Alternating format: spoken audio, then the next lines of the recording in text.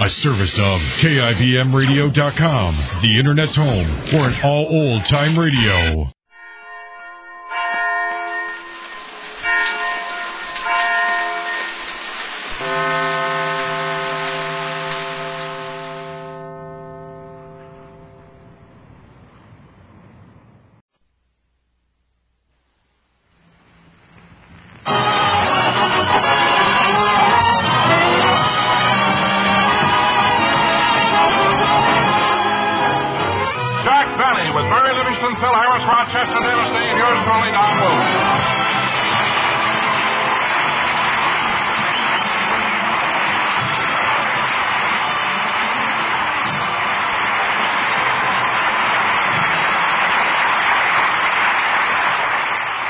Gentlemen, the warm weather is here, so let's go out to Jack Benny's house where we find Jack and Rochester cleaning out the swimming pool. Well, all the water's out of the pool now, boys. Good. Gosh, this pool sure can get dirty in a few months. Maybe it would keep cleaner if it had a tile bottom. Well, Or even a cement bottom. Well, in fact, any kind of a bottom would be better than just plain mud. Well, I would cement it, but I'm growing rice in the shallow end.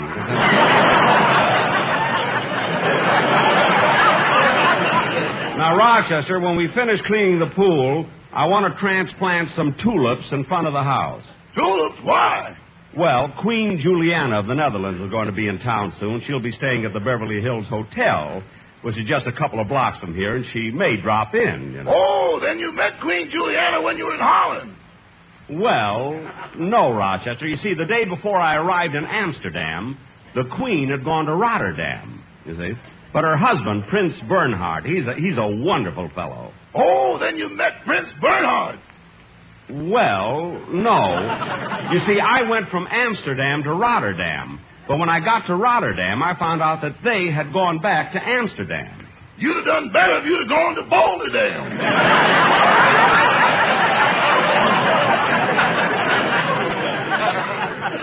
I guess so.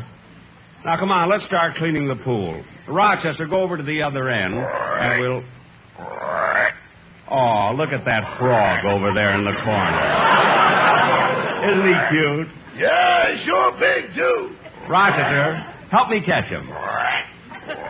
Oh, he'd make a cute pet. I'd like to keep him. Anything that's green, you like to save. Hurry, he's hopping away. Rochester, where'd he go? Where is he? He jumped up on your head, boss. On my head. Well, get him off. Get him off, quick. Hold still, I'll get him. Hello, Jack. What's all the excitement? Rochester, get him off. Boss, Miss Livingston's here. Tip your frog. Oh, hello, Mary. Oh, darn it. He got away. And I wanted to keep him. Oh, Jack, you've already got a turtle, a lizard, a garter snake, 2 crickets, and a caterpillar. What do you want all those things for? Well, Mary, it's no fun coming home at night to an empty house, you know. That reminds me of the first time we met. Huh? When you leaned over and whispered in my ear, "Come up to my apartment, honey, and I'll show you my insects." I was a sly one, wasn't I? Say, Mary, how do you like the way I'm fixing up my backyard? Oh, it looks fine. And you know, as soon as the pool is filled, I want you to come over and swim every day. Oh, I'd like to, Jack, but I'm putting all my money into savings bonds. Now, wait a minute, Mary. I only charge for the upkeep. Upkeep? You charge 10 cents for the locker, 15 cents for a bathing suit, and a quarter for the use of the pool.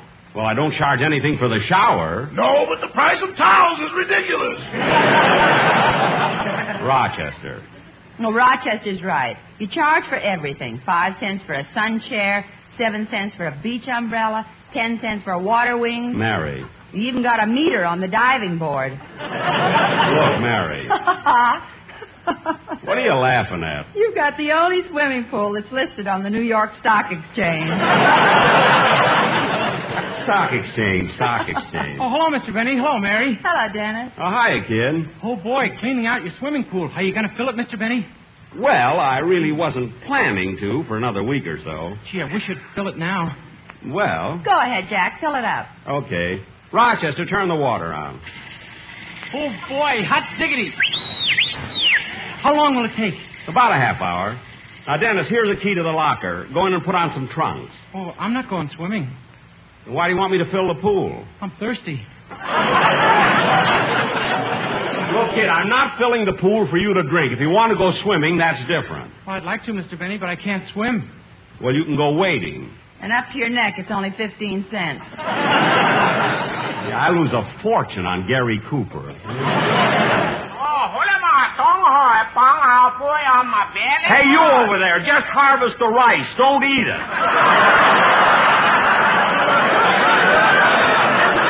Go ahead, Dennis. Sing, will you?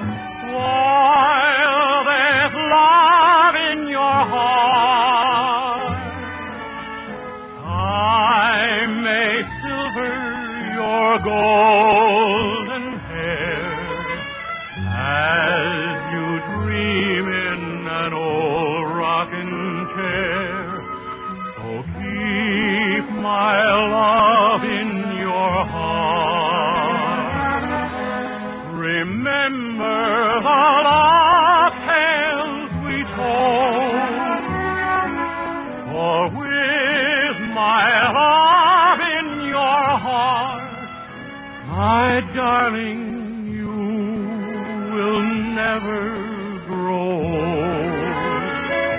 Don't be fretful or regretful that you will grow much too soon. With a love dear to dream of, dear, you'll stay like a rose in June. So keep my love in your heart. Remember the love tales we told. For with my love in your heart, my darling, you will never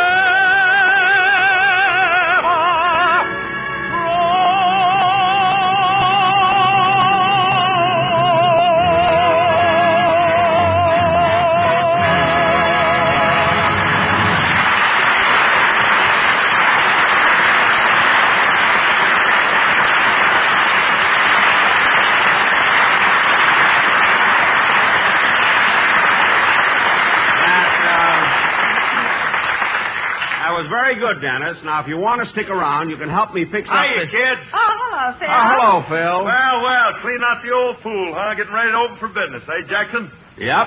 Say, Phil, would you like your job back again as lifeguard? Not after what happened last year when that fellow nearly drowned. What happened, Phil? Before I could save him, I had to buy a ticket to get in the pool.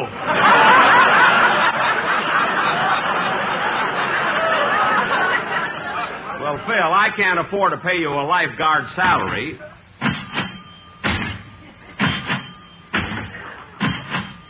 Rochester, what are you doing? I'm testing the diving board.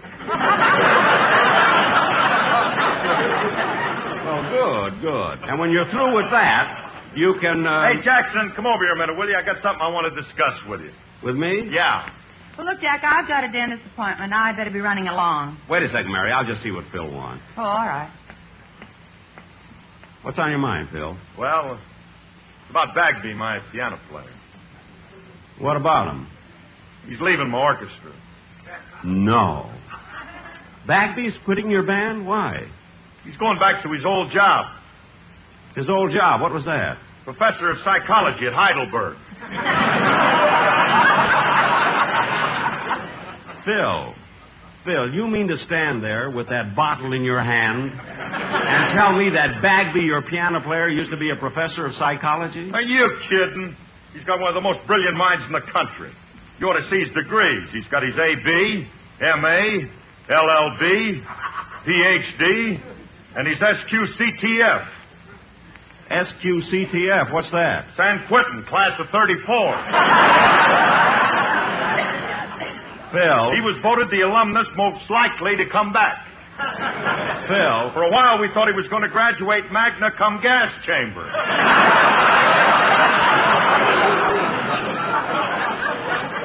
Well, Phil, what are you worried about? You can get somebody to replace Bagby. Yeah, but that ain't what bothers me, Jackson. It's his piano, and he's going to take it with him. Oh, for heaven's sake, can't you get another piano? Not one that makes ice cubes. Ice cubes? When you press the foot pedals, you get draft beer. I wondered why that piano said Stein instead of Steinway. Well, Phil... Jack, I gotta be going. I'll be late for the dentist. Wait a minute, Mary. I'll go with you. I haven't had my teeth cleaned in a long time. Okay. Phil, I'll discuss this with you later. Okay, Jackson, so long. So long. Come on, Mary, let's go. I'm not going anywhere with you to take that frog off your head. Is he still there? Get off. Get off. Okay, Mary, let's go. Hey, Mr. Benny, was that a frog on your head? Yes. Gee, I thought your toupee was winking at me.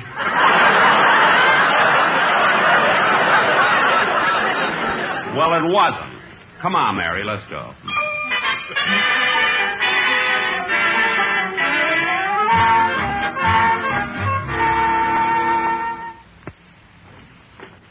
Mary, which office is your dentist in? Oh, he's way down at the end of the... Say, Jack, isn't that Don Wilson coming out of that office? Why, yes. And he's got the quartet with him. Hey, Don. Don. Why, hello, Jack. Hello, Mary. Hello, Don. I didn't expect to see you here. I took the sportsman to see my dentist. Oh, yes. Hello, fellas. Don, what's the matter with them? They all had to have a tooth pulled. Don, the four of them had to have a tooth pulled at the same time? That's right. I've never seen a quartet like that in my life. They all have colds at the same time. They have headaches at the same time. Measles at the same time. Yeah, now they're going home. It's their children's birthday. How do you like that? Jack, my dentist's office is down at the end of the hall. Oh, yes. I hope he can take me, too. While I'm getting mine cleaned, it wouldn't hurt me to have them checked for cavities. Well, here we are. May I help you people? Yes, nurse, I have an appointment with Dr. Foster. I'm Mary Livingston. Oh, yes. You're just in time. Go right in the first office on your left. Thank you. Miss, while I'm here, I want to find out about my teeth. Yes, sir. When did you leave them?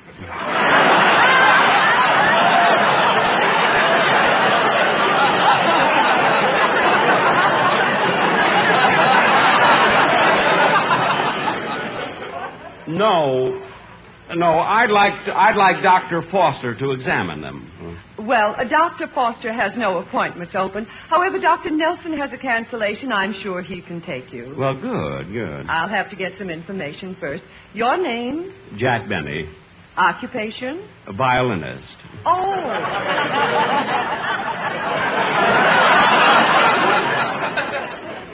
Yes, I heard one of your concerts last summer. Oh, from the stage of the Philharmonic? No, from the diving board of your swimming pool. Now, your age, please. Well, how old would you guess me to be? 28? No, I'm a little older than that. Guess again. 61.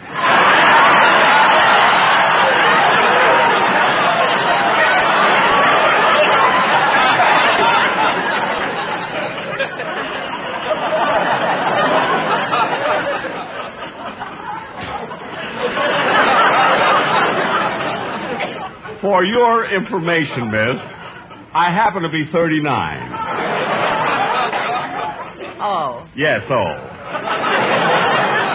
Well, you'll have to wait a few minutes. Dr. Nelson is busy. You can sit right there and wait. Oh, thank you. Oh, excuse me. Hi, Rube.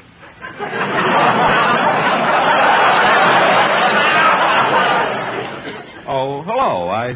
I haven't seen you for a long time. Well, I don't get to town much anymore. Are you still living in Calabasas? No, couldn't stand the nightlife, so I moved to a smaller place. You live in a smaller place than Calabasas? How big is it? Well, when 4 kids play Ring Around the Rosie, they circle the town. Well, that's really a small town. You ain't kidding, Rube. What? They had to widen the street to put the white line down the middle.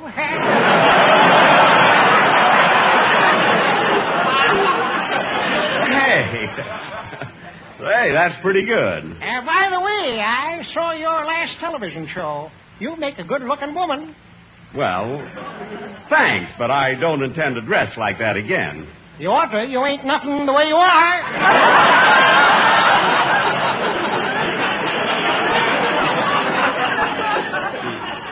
Look, mister, I only sat down Dr. here... Nelson will see you now, Mr. Benny. Thank you. So long, Rube. Goodbye.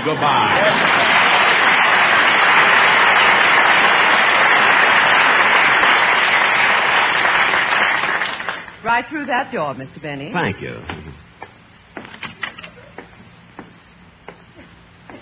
Oh, doctor. How do you do?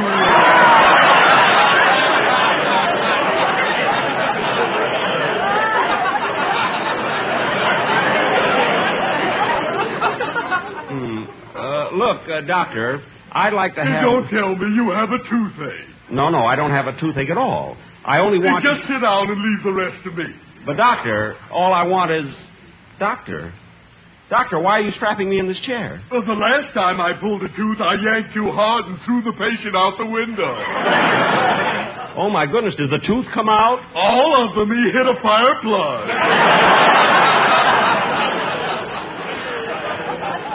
Now, look, doctor, I don't need an extraction.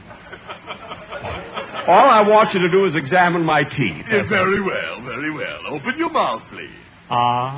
Wider. Wider so I can look way back. Yeah.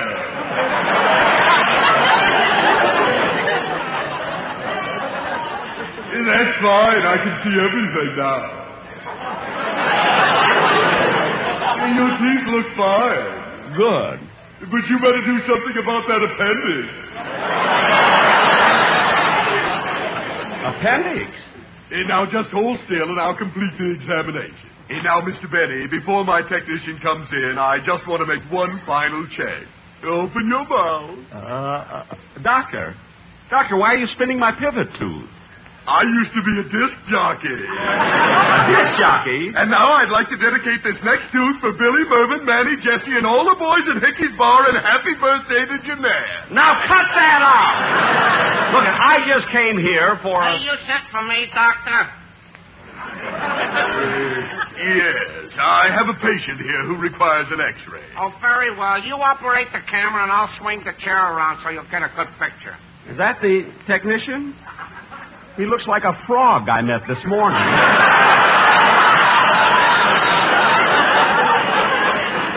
Well, he's my X-ray man, and he's made some very good dental pictures. Perhaps you've seen them.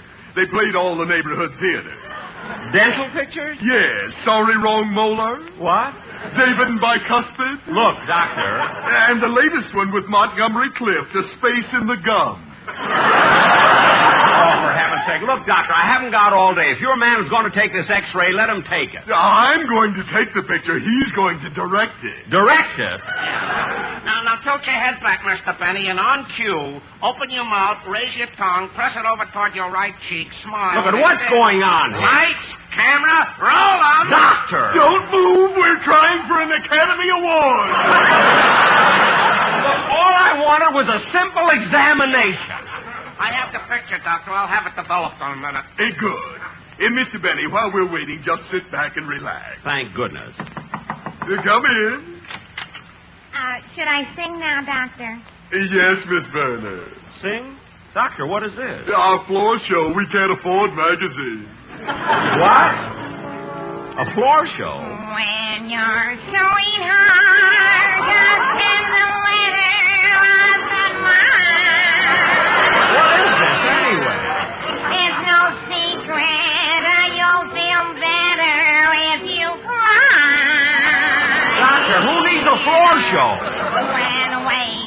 Look, Miss Werner.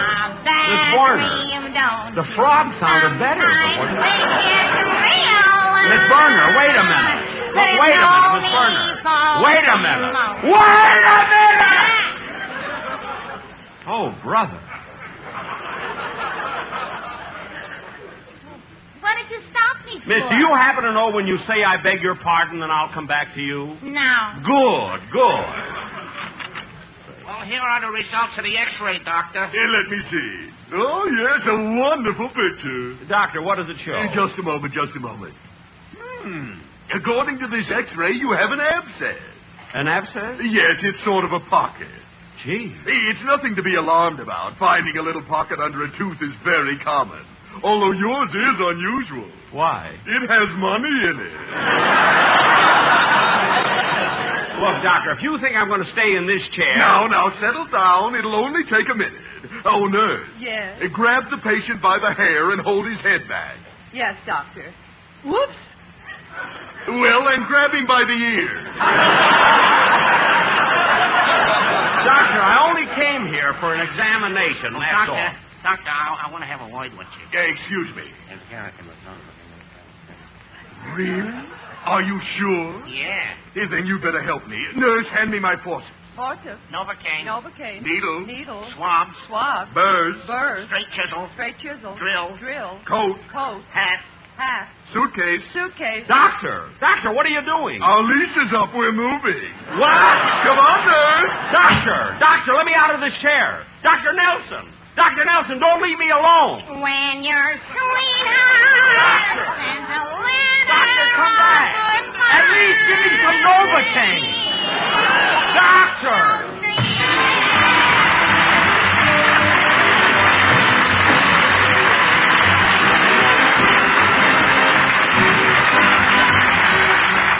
Jack will be back in just a moment, but first, here's a number by the Sportsman.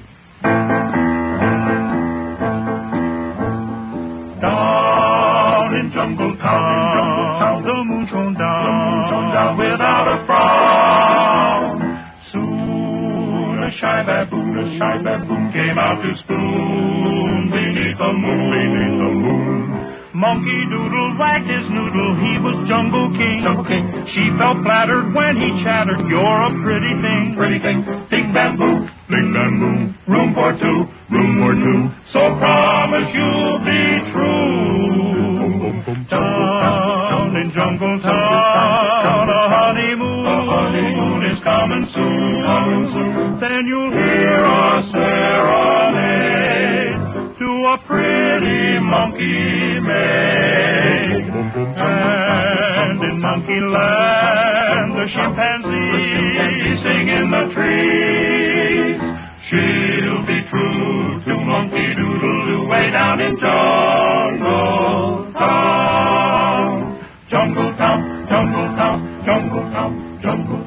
Soon he came to spoon beneath the moon with his baboon.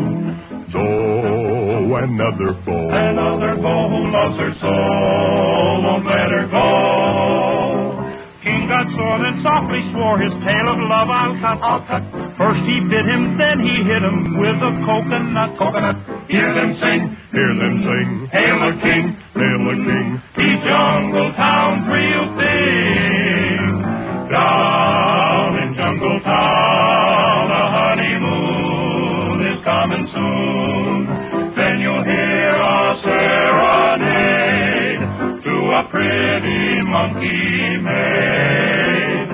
And in Monkey Land, the chimpanzee sing in the trees. She'll be true to Monkey Doodle way down in Jungle Town.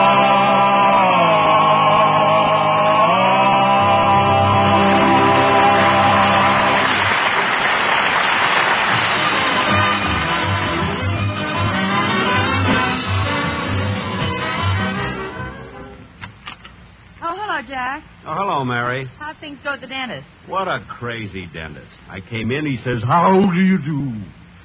He has a crazy X-ray man. He has a girl singing songs in the office.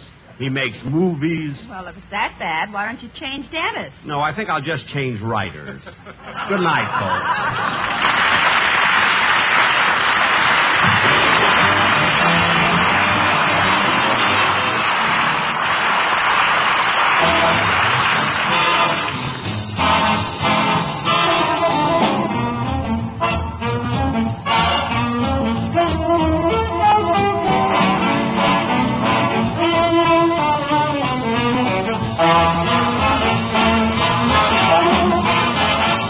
This has been the Jack Benny Show with Mary Livingston, Phil Harris, Rochester, Dennis Day, and yours truly, Don Wilson. Jack Benny comes to you each week at this time through the facilities of the United States Armed Forces Radio Service.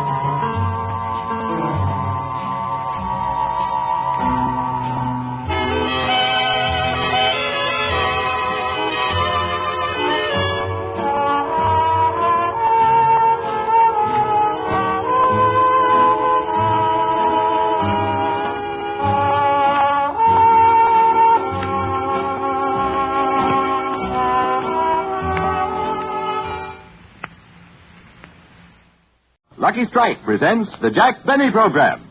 But first, here's an important message from the National Tobacco Tax Research Council. Smokers, next time you buy cigarettes, remember that over 800,000 tobacco farm families thank you for contributing to their support. And remember also that you help support your government, federal, state, and local. When you buy a pack of cigarettes, the federal government gets 8 cents. Most local and state governments get 3 or 4 cents more. That's better than a 50% tax on every cigarette you smoke. Yes, in buying cigarettes, over half your packs go for tax. And now, the Jack Benny Program, transcribed, presented by Lucky Strike.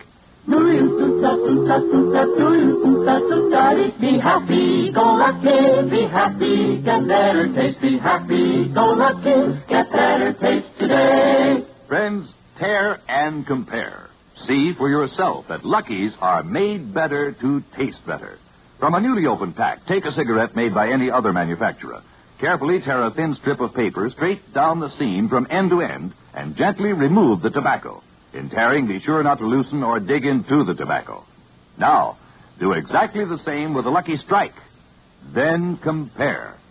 Some cigarettes are too loosely packed. Some even fall apart.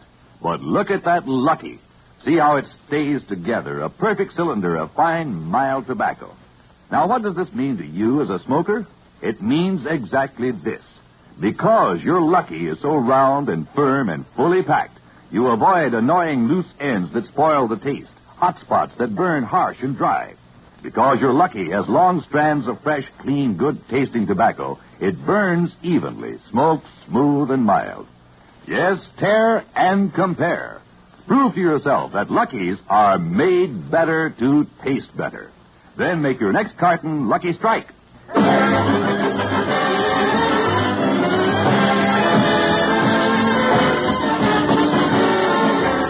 Lucky Strike program starring Jack Benny with Mary Livingston, Phil Harris, Rochester, Dennis Day, the Sportsman Quartet, and yours truly, Don Wilson.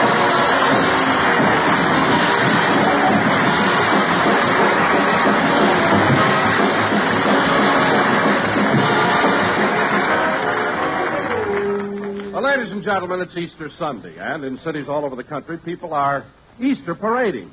Right now in Beverly Hills, Jack is getting ready for his stroll down Wilshire Boulevard. At the moment, he's taking a shower, and Rochester is laying out his clothes. Mr. Benny's been in that shower a long time. But he always stays in there pretty long. He'd get through sooner if he'd sing in the shower like everybody else instead of playing his violin. Well, I'd better lay out his clothes. Oh, Rochester. Yes, boss? I'm through with my shower. Bring me a nice big towel. The biggest towel we have is the one you took from the Acme Plaza Hotel. Well, bring me that. I can't. It's still on the roller. Well, bring me any towel. I'm cold. Yes, sir. Here you are. Thank you. Here, Rochester, hang my violin on the line. Professor LeBlanc is giving me a lesson tomorrow. Yes, sir. You want your clothes now, boss? Just my shorts. I'm going to do my exercises. Here you are. You've really been doing your exercise regularly, haven't you? That's right, Rochester. I want to look nice and trim on my TV show next Sunday. Well, I'll start with my bending exercises. 1, 2, 3, and 4. Bend down, touch the floor. Lift my arms up in the air. Bend down, pick up your hair.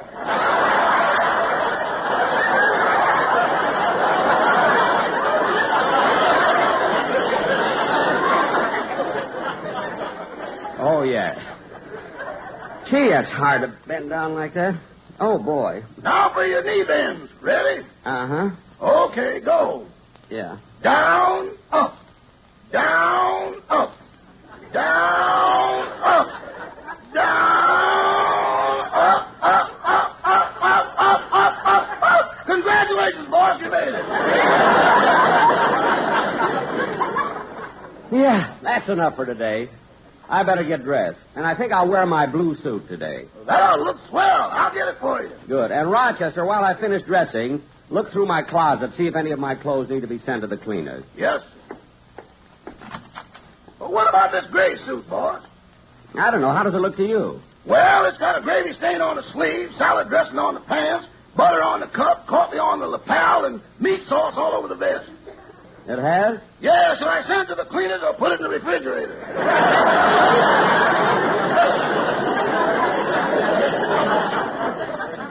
Send it to the cleaners.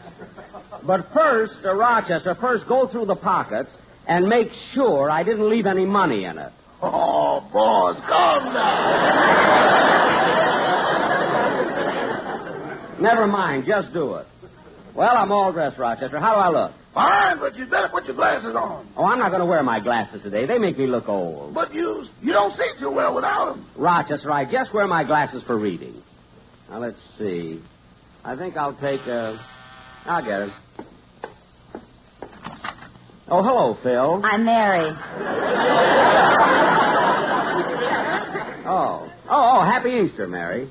Well, I'm ready to go walking if you are. Okay. So aren't you going to say anything about my new dress? Say, it's very pretty. Hey, Mary, isn't it kind of daring? No, Jack. It's been a style for a couple of years. It's called a plunging neckline. Oh. All the girls will be wearing them today. They will? Yes. Rochester, bring my glasses.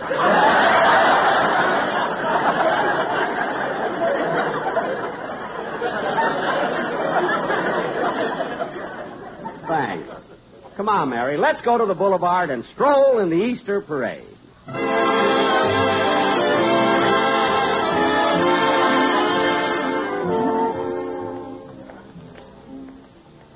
Gee, there are a lot of people on Wilshire Boulevard, aren't there, Mary? Yeah, and everybody's dressed so nice. Well, so are you. Gee, that new hat you're wearing is really cute. Where'd you get it? The May Company. They give me all my clothes. The May Company gives you your clothes? Gee, that's funny. You've been working for me for the past 15 years. I know. They send me food, too. Oh, well, that's nice of them. Say, Jack, how far do you think we ought to walk? Oh, I don't know. Probably as far as La Brea, and then we'll... Oh, Jack, look who's coming this way. Isn't that one of the boys in your Beavers Club? Oh, yes. Hello, Joey. Hello, Mr. Benny. Hello, Miss Livingston. Hello, Joey. Say, that's a mighty cute rabbit you have there. Yes, he's my Easter bunny. I'm taking him over to Mr. Benny's house to feed him. To my house to feed him? Why? My father says he's got more lettuce than anyone in Beverly Hills.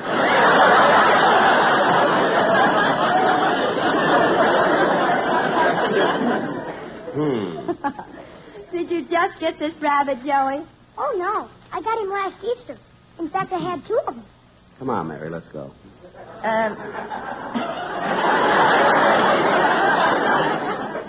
Just a minute, Jack. What happened to your other rabbit, Joey? I don't know. He just disappeared around around Christmas time. Mary, let's go.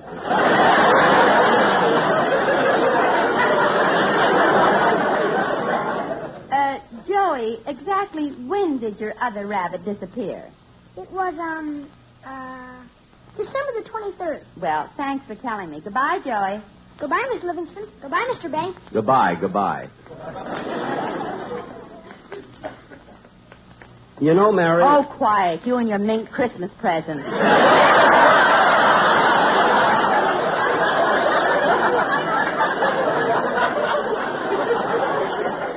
That was just a coincidence. I happened to get a mink with pink eyes. Oh, say, Mary, look at that billboard. Opening April 21st at the Philharmonic, Julie Garland and her Variety Review. You know, Mary, strolling down the boulevard today reminds me of that picture we saw a couple of years ago with Judy and Fred Astaire. Oh, you mean Easter Parade? Yeah, that's the one. Remember at the start of the picture when Fred was walking along Fifth Avenue singing that song, and the people answered him? How did that song go again? Never saw such a lovely day. Happy Easter. Happy Easter. It's such fun just to nod and say Happy Easter. Happy Easter. My, oh me, there's so much to see as you stroll the avenue. And you greet all the friends you meet. Happy Easter to you. Isn't it nice, Mary? They all answered it. Just like they did in the picture. Yeah. Say, Mary, look. There's Phil Harris standing on the corner. Are you sure? Well, he's standing, but I think it's him. Yes, it is. You're right. Hello, Phil. Hiya, Livy, you little Easter bunny. Who's that egg you got with you?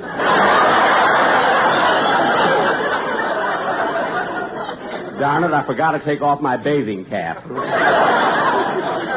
Say, Phil, Mary and I are strolling down Wilshire. Want to join us? No, Jackson, no. The Chamber of Commerce wants me to stand here till another bus comes by. Another bus? Yeah, I'm the grand finale of the 95-cent tour. What? Them out-of-towners go nuts. Oh, brother. Phil, aren't you a little conceited? No. Conceit is when you think you got it and you ain't.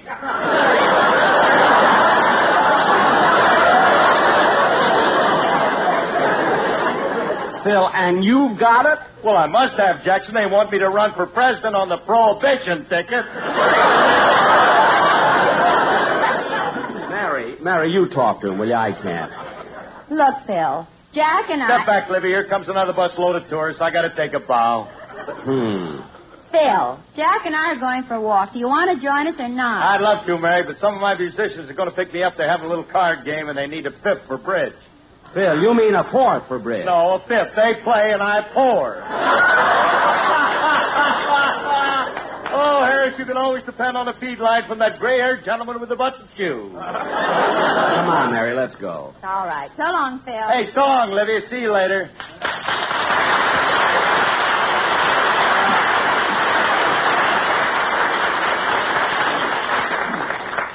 Come on, dollface. We got a long way to walk yet. Walking with you side by side, Happy Easter. Happy Easter. Fills my chest with so much pride, Happy Easter. Happy Easter. By oh me, there's so much to sing as you stroll the avenue. And you greet all the friends you meet, Happy Easter to you. Gosh, what perfect weather. Spring, the skies are clear, the flowers are blooming, the sun is shining. Hey, look who's here, my violin teacher. Bonjour, Monsieur Benny.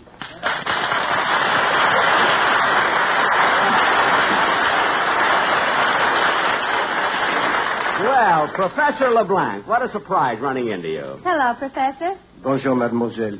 Well, Professor, you certainly look nice today. Is that a new Easter suit you're wearing? Mademoiselle, I am a poor violin teacher. I cannot afford to buy new suits. Well, what do you do with the money I pay you for my violin lesson? I buy sleeping pills.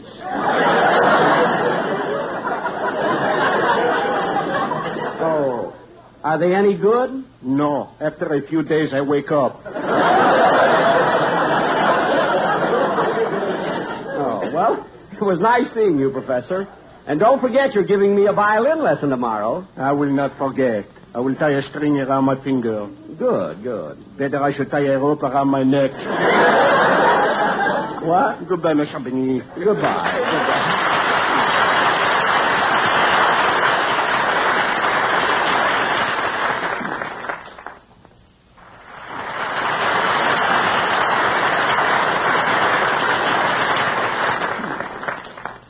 Mary, I can't understand why he hates to give me violin lessons. I can't understand it either. You played beautifully. Well, Huh? Mary, that was sweet. What made you say that?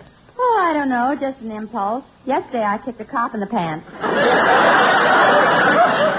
Sometimes you have to let yourself go, you know. Anyway, Mary, we're certainly running into a lot of people we know, aren't we? Yeah. Yum bum bum bum ba bum ba bum. Happy Easter. Happy Easter. Yum bum bum bum ba bum ba bum. Happy Easter. Happy Easter. My oh me, there's so much to see as you stroll the avenue. And you greet all the friends you meet. Happy Easter to you.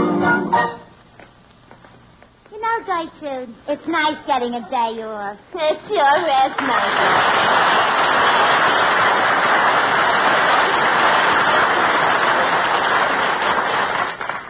Well, getting away from that CBS switchboard. Yeah.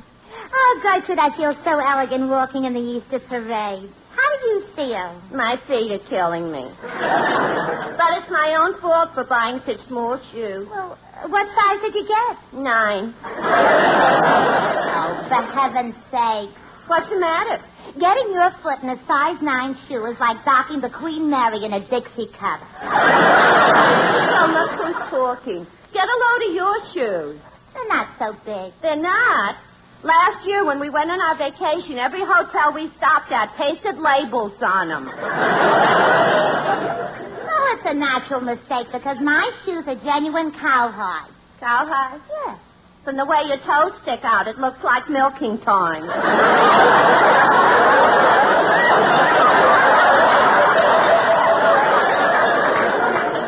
Gertrude, the next time you talk to me like that... Oh, hey, Mabel, look. Here comes Jack Benny. Yeah. And look who's with him. Mary Livingston. Mabel, they're coming toward us. Yum bum bum bum ba bum ba bum. Happy Easter. Happy Easter. Yum dum dum da da dum ba bum. Happy Easter. Happy Easter. My oh me, there's so much to see as you stroll the avenue. And you greet all the friends you meet. Happy Easter to you. Well, Don Wilson. Hello, Don. Hello, Mary. Don, I'm glad I ran into you. You know that story about me in the current issue of Radio Television Mirror? Oh, yeah. Well, that same reporter came back to see me yesterday, and he wanted to get some information about you. Oh, really, Jack? Uh-huh. Oh, Jack, it's nice of you to tell me this. I feel flattered. What did the reporter want to know?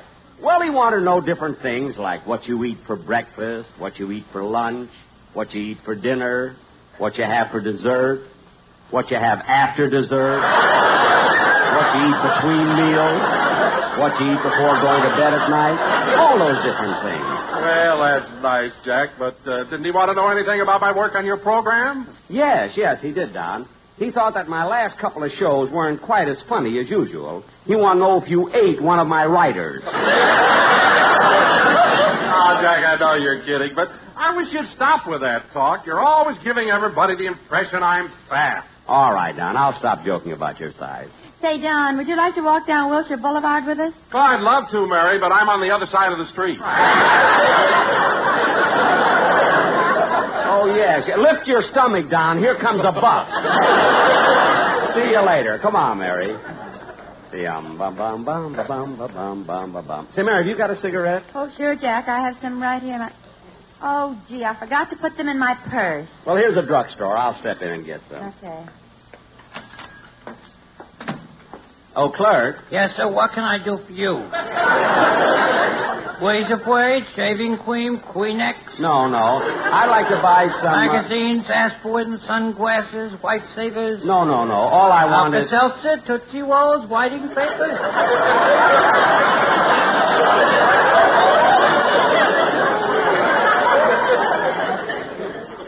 I can't go into one store. Hold it, mister, hold it. As long as you're guessing and playing games, I'll give you a hint as to what I want. Now, what do you do that relaxes you and gives you pleasure? I take off my girdle. What do you do?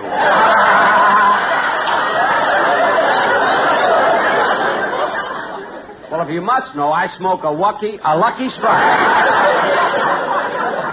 Well, why didn't you say so? You want a pack of Lucky Strikes? Yeah, here you are. Thank you.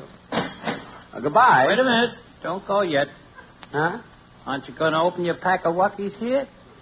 Well, if you want me to, certainly. There you are. Goodbye. Not yet. Aren't you going to take out a Lucky and tear it down the center?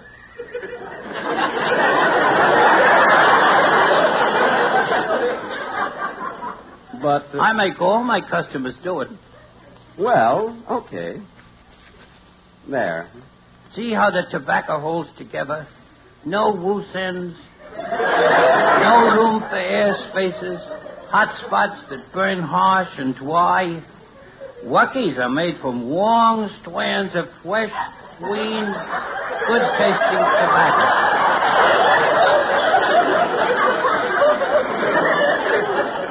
That's why Lucky Strikes are my favorite brand. Well, good. And thank you for showing me. Happy Easter.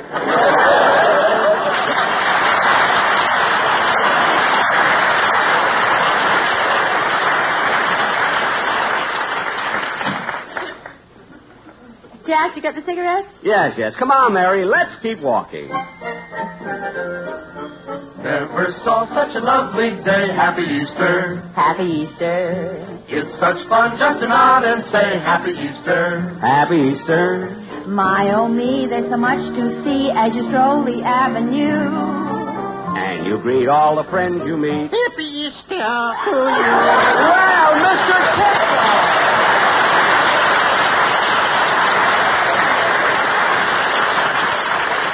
Mr. Kitzel, it's nice running into you today. Unusual pleasure, Mr. Benny. And how are you, Miss Livingstone? Oh, I'm fine, thank you. Mr. Kitzel, you certainly look nice in those striped pants, cutaway coat, and top hat. Thank it's you. just right for Easter. Oh, thank you. But you know, I'm also wearing it for sentimental reasons. Oh. This is the suit in what I got married. Oh, when you got married? Yes. See, that must have been about 20 years ago. Yeah, funny how a little thing like that sticks with you. Yes. Oh, my, I'll never forget that ceremony. When they said, if anyone has any objection to this marriage, speak now or forever hold your peace. Yes? A voice from the back hollered, don't marry her. Oh, my goodness, who was it? Me, I'm a ventriloquist.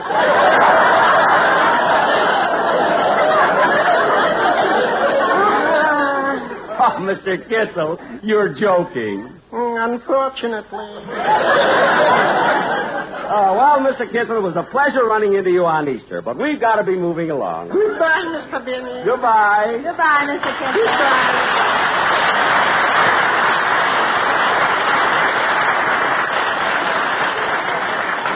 You know, Mary, it's always nice running into Mr. Kitzel. I don't know, he seems so cheerful and... Bun. Bun. Huh?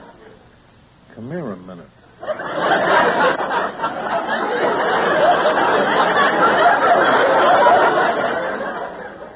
Me? Yeah. Excuse me, Mary. Yeah? What are you doing?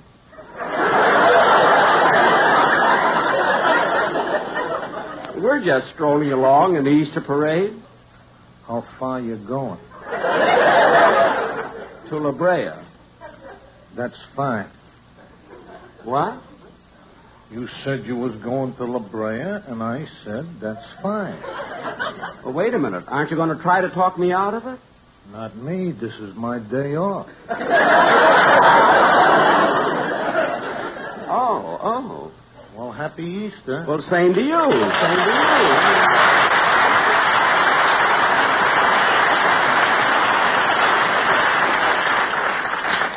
Come on, Mary.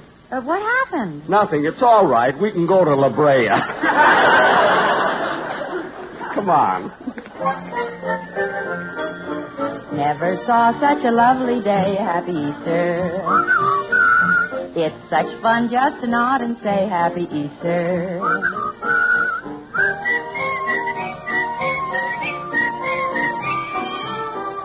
you greet all the friends you meet. Happy Easter to you. Dennis!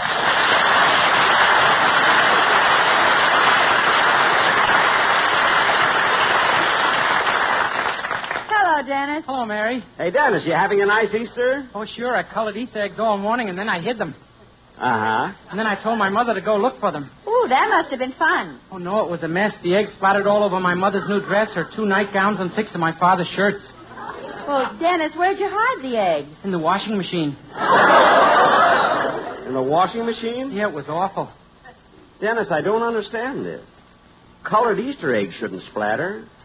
How long did you boil them? Oh, boil them!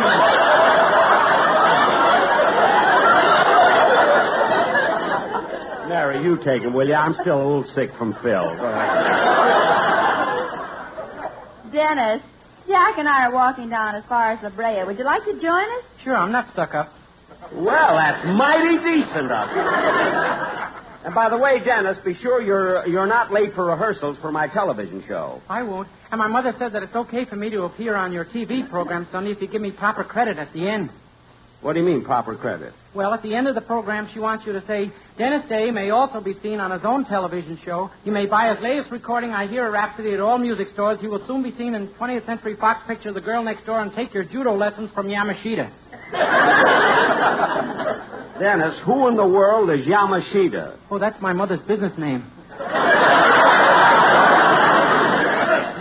Say, Dennis, while we're walking along, why don't you sing something? Well, do you think it'll be all right? I mean, here on the street? Well, sure. Everybody feels good today. It's Easter. They're all singing. Okay.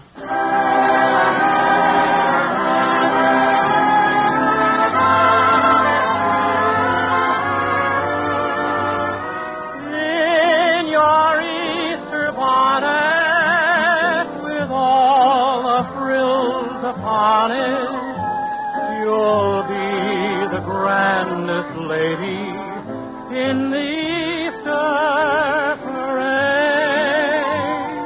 I'll be all in clover, and when they look you over, I'll be the proudest fellow in the Easter parade. On the avenue,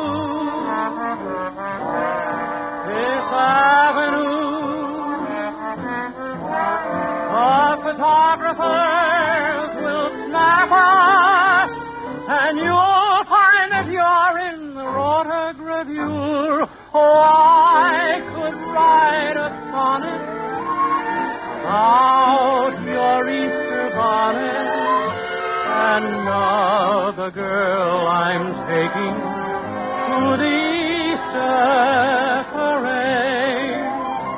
On the avenue, Fifth Avenue, the photographers will snap us, and you'll find that you're in the rotogravure. Oh, I could write a sonnet about your Easter bonnet, and of the girl I'm taking to the Easter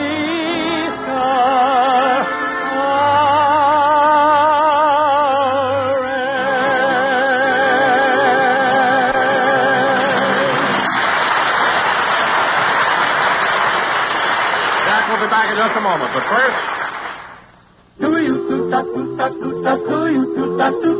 Be happy, go lucky, get better taste today. Friends, you can tear and compare and see with your own eyes how Lucky's are made better to taste better. From a newly opened pack, take a cigarette made by any other manufacturer. Carefully tear a thin strip of paper straight down the seam from end to end and gently remove the tobacco. In tearing, be sure not to loosen or dig into the tobacco. Now, do exactly the same with the Lucky Strike. Then compare. You'll see some cigarettes are so loosely packed they fall apart. Others have air spaces, hot spots that burn harsh and dry. But you won't find that in a Lucky. Look at that perfect cylinder of fine, mild tobacco, so free of annoying loose ends that spoil the taste. Notice those long strands of fresh, clean, good-tasting tobacco, so firmly packed to smoke smooth and even, giving you a milder, better-tasting cigarette. Yes, friends, pair and compare. Prove to yourself that Lucky's are made better to taste better.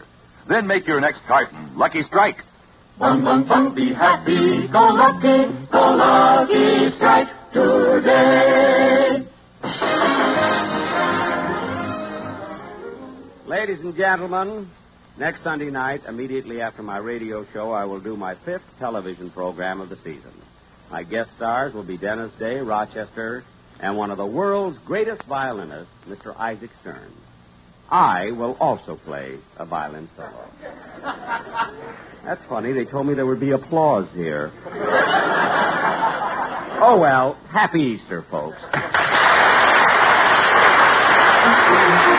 The Jack Benny program is brought to you by Lucky Strike, product of the American Tobacco Company, America's leading manufacturer of cigarettes.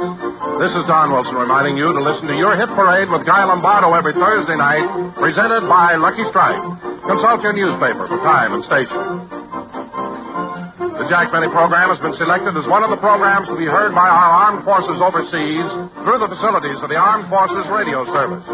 Stay tuned for the Amos and Andy Show, which follows immediately. Transcribed, this is the CBS Radio Network.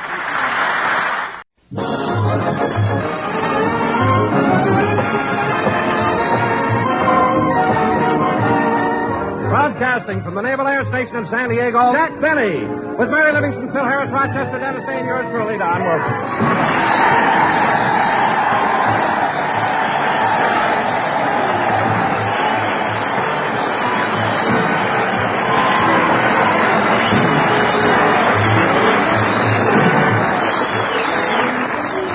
Ladies and gentlemen, since we're doing our program at the Naval Air Station in San Diego, I bring you the star of our show.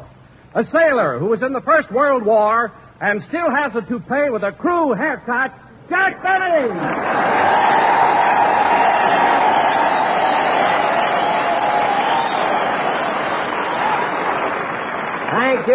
Thank you. Hello again, this is Jack Benny talking, and Don, I'll ignore that attempt at humor, but you're right. During the First World War, I was a sailor stationed at Great Lakes, Illinois. And you want to know something? What? Before we leave here, I'm going over to the recruiting office and try to enlist again. Oh, Jack, they won't take you. What'd you say, Don? They won't take you. I know, but where else can you get a physical for nothing? Anyway, Don, it certainly is a thrill being here at a naval air station. You know, they have so many different types of planes here.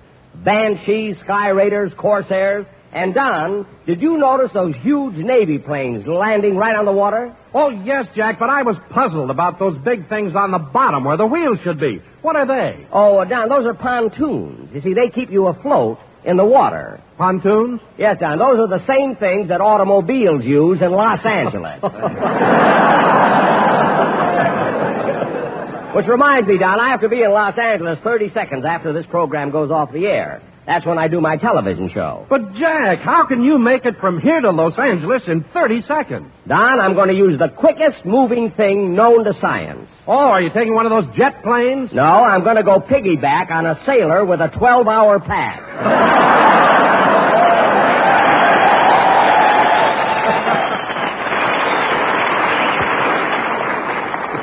That's why I brought my spurs. Anyway, oh, hello, Mary. Hello, Jack.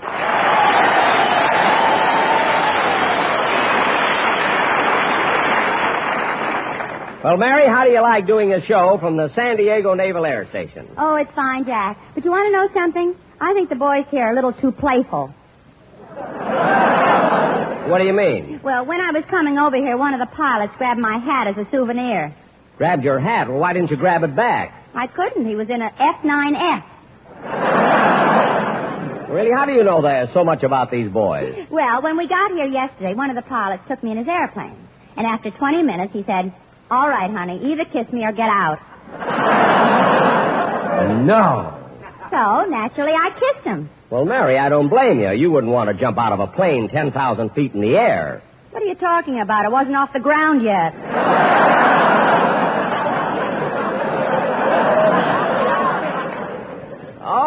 and getting you into the plane was just a trick to kiss you, huh? Yes, but then Captain Erdman warned me. He warned you? He said if I see any guy around here with puckered lips and he isn't carrying a bugle, watch out. Well, that explains it. This morning, the whole base looked like Guy Lombardo's brass section here. And, Jack, What? This pilot who took me up wants to impress me and show me how sophisticated he is. Uh-huh. So tonight he's going to take me to a club called La Cantina. Oh, the La Cantina, huh? Yeah, that's Spanish for butter your elbows and we can squeeze 5 more in. Oh, is it that crowded? Crowded. A seaman walked in there one night and came out wearing an ensign for a hat.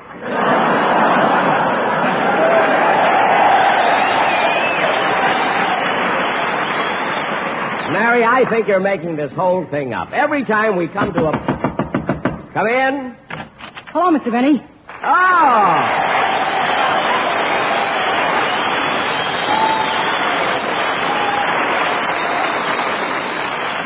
Dennis, how come you're late? Where were you? Well, I'd have been here earlier, Jackson, but I stopped off at a bar. You gotta live, bub, live. Jackson, bar, bub? Oh, boy, am I dizzy. Dennis, do you mean to say they served you a drink? No, they said I was too young, so they just spun me around on a stool.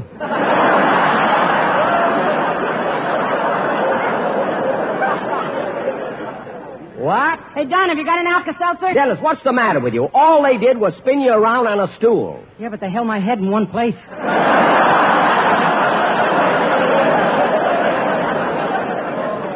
All right. I heard enough of that silly talk. Now, let's have your song. Will you?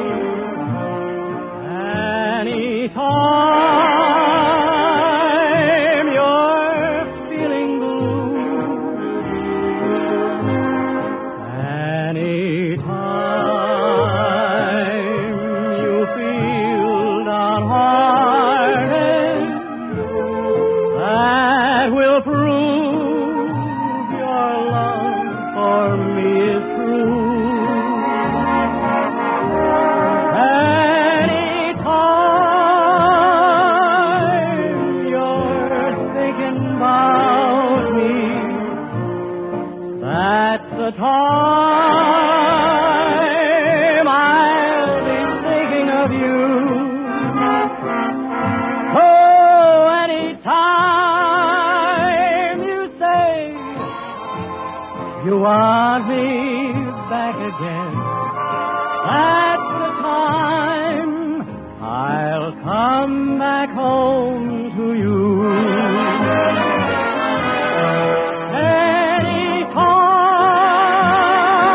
Anytime you're thinking about me, that's the time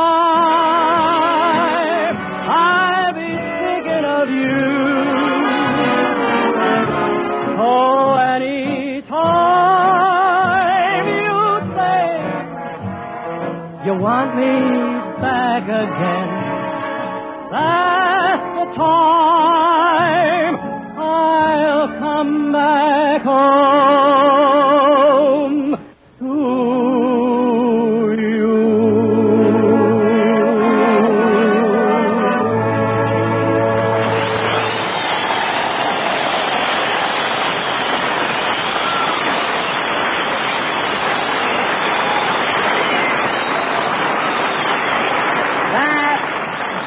That was Any Time, sung by Dennis Day. Very good, Dennis. Thanks, Mr. Benny. I try to sing extra well for these boys because, I used to be in the Navy, too. I spent 2 years in the South Pacific. I know you did, Dennis, and I was in the South Pacific, and, brother, I ran into some pretty rough seas. So did I. Were you ever tossed overboard? Yeah, but the captain made the fellas cut it out.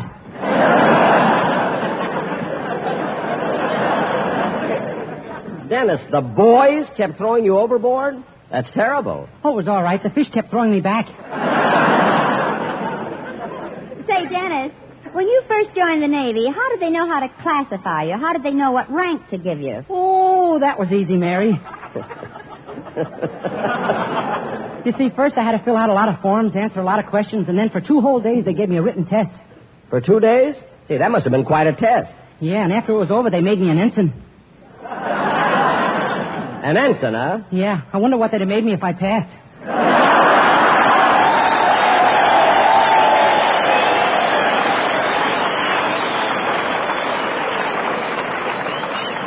Dennis, let's go back to the part where they were throwing you overboard, you know? I like that better. Sometimes you say that... Okay, fellas, here's Harris the Star, so tear up your passes and stay where you are.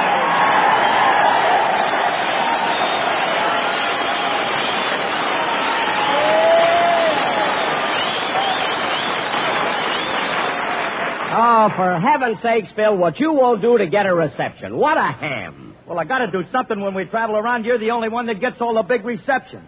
Look what happened yesterday when we arrived here. Who took all the bows? You did. I didn't get no welcome at all.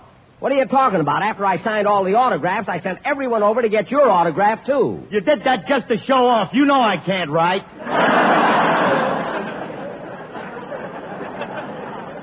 Well, Phil, I really forgot that you couldn't write. I didn't mean to embarrass you. Oh, you didn't, eh? Then why did you hide my rubber stamp?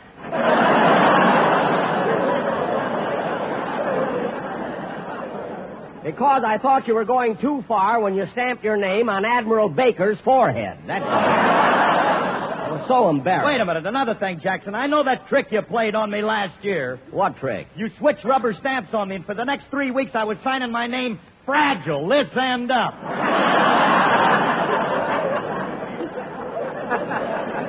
What? Mary told me. Well, I knew nobody in your band could tell you because they can't read either. Now, you see, there you go again, always picking on my band. Hey, Liv. Tell Jack to lay off of me. Phil's right, Jack. His boys may not be great musicians, but at least they're gentlemen. Mary, just because they tip their hats when they pass a pool room doesn't mean they're gentlemen. Now, let's forget No, I'm not forgetting it, Jackson. My boys don't like that stuff. They're sensitive. Yes, Jack. The things you said about them at rehearsal made them cry. Well, Mary, that doesn't mean they're sensitive. They'd cry at the drop of a bottle.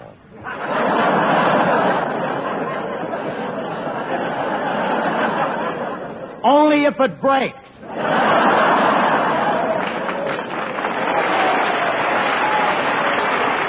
Stop copying me. Phil, do me a favor, will you? Come in. Hello, Mr. Benny. Well, Mr. Kitzel.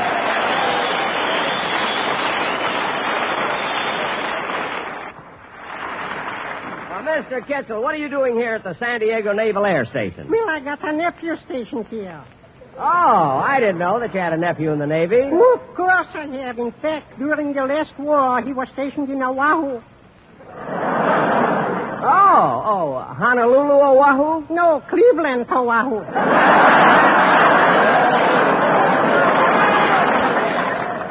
Oh, Cleveland. Mr. Kitzel, I didn't know your nephew was stationed here. What rank is he? He's a seaman second-hand. You mean seaman second class? No, second-hand. They threw him out and took him back again.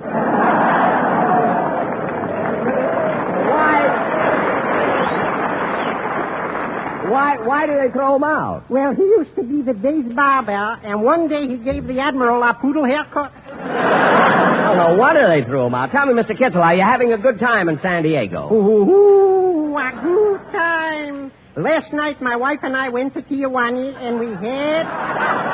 That's a fact. We went to Tijuana, and we had a real Mexican dinner. Oh, you went to Tijuana? Yeah, and all the natives are so polite there.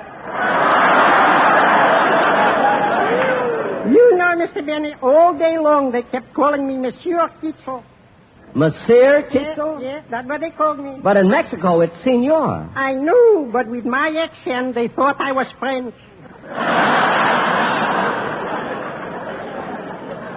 Oh, well, it was nice seeing you, Mr. Kitzel. Goodbye. Au revoir, Mr. Benny.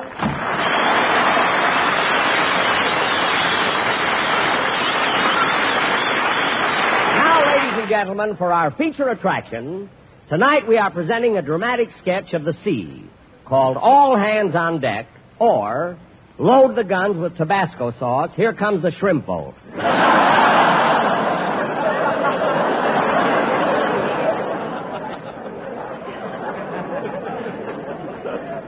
That's the silliest thing I'll say tonight. Now, Mary, there are only men on this ship, so there's no part in the play for you. But, Jack, I want to be in it. I can't help it, Mary. There's no part for you. You let me be in it, or I'll tell all these fellows that when you were in the Navy, you saluted a barber pole because it had stripes on it. I didn't salute. I just said hello. Now, let's get back to the play. As the scene... Oh, wait a minute, Jack. Jack, you said you'd check the technical terms we use in the sketch to make sure that we're correct. Did you do it? Oh, my goodness, I forgot. Well, you better check on it, Jackson. The last time we did a Navy sketch, your writers called the commander Warden.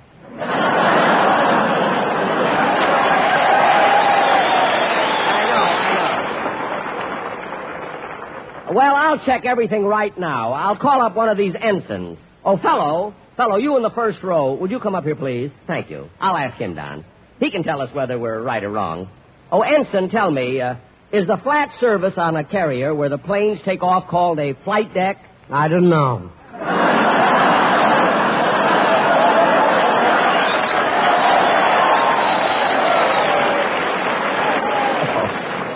Oh, well... Well, is the thing that the guns stick out of on a battleship called a turret? I don't know. Well, is the front part of a ship called a bow? I don't know. Well, for heaven's sake, a fine sailor you are. How'd you ever get in the Navy, anyway? I was recommended by the Marines. Oh, get out of here, will you? Now,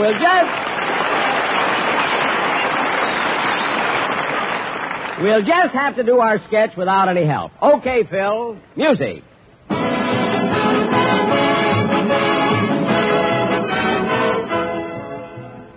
As the scene opens, I, Captain McBenney, commanding officer of an aircraft carrier, am standing on the bridge of my ship, the USS Ulysses S. Sassafras. Wipe your chin. Quiet. We're on the high seas, knifing silently through the night toward our secret destination.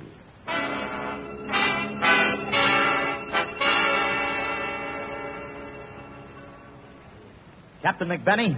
What is it, Ensign Harris? We've been at sea 24 hours now, and it's time to open our sealed orders. Here they are, sir. Good. I'll open them. It's from Vice Admiral Sprague. Is it important? Yes, men. This is it. We're going all the way across. What does it say? Load supplies and head for Catalina.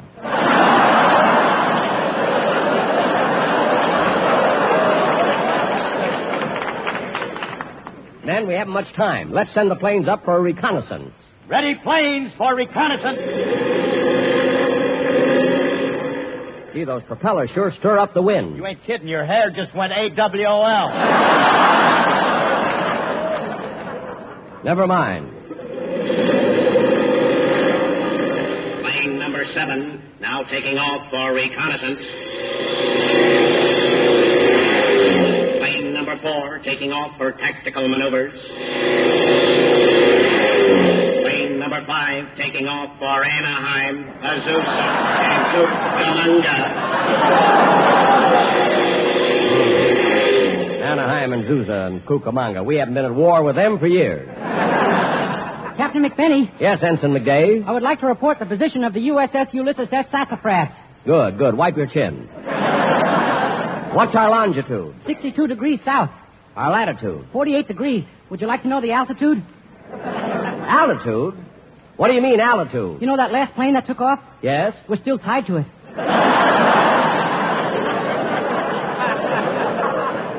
Oh, my goodness. Where are we now? 3,000 feet over Tijuana. Tijuana? I think. 3,000 feet? I ain't been this high since last night at Sherman.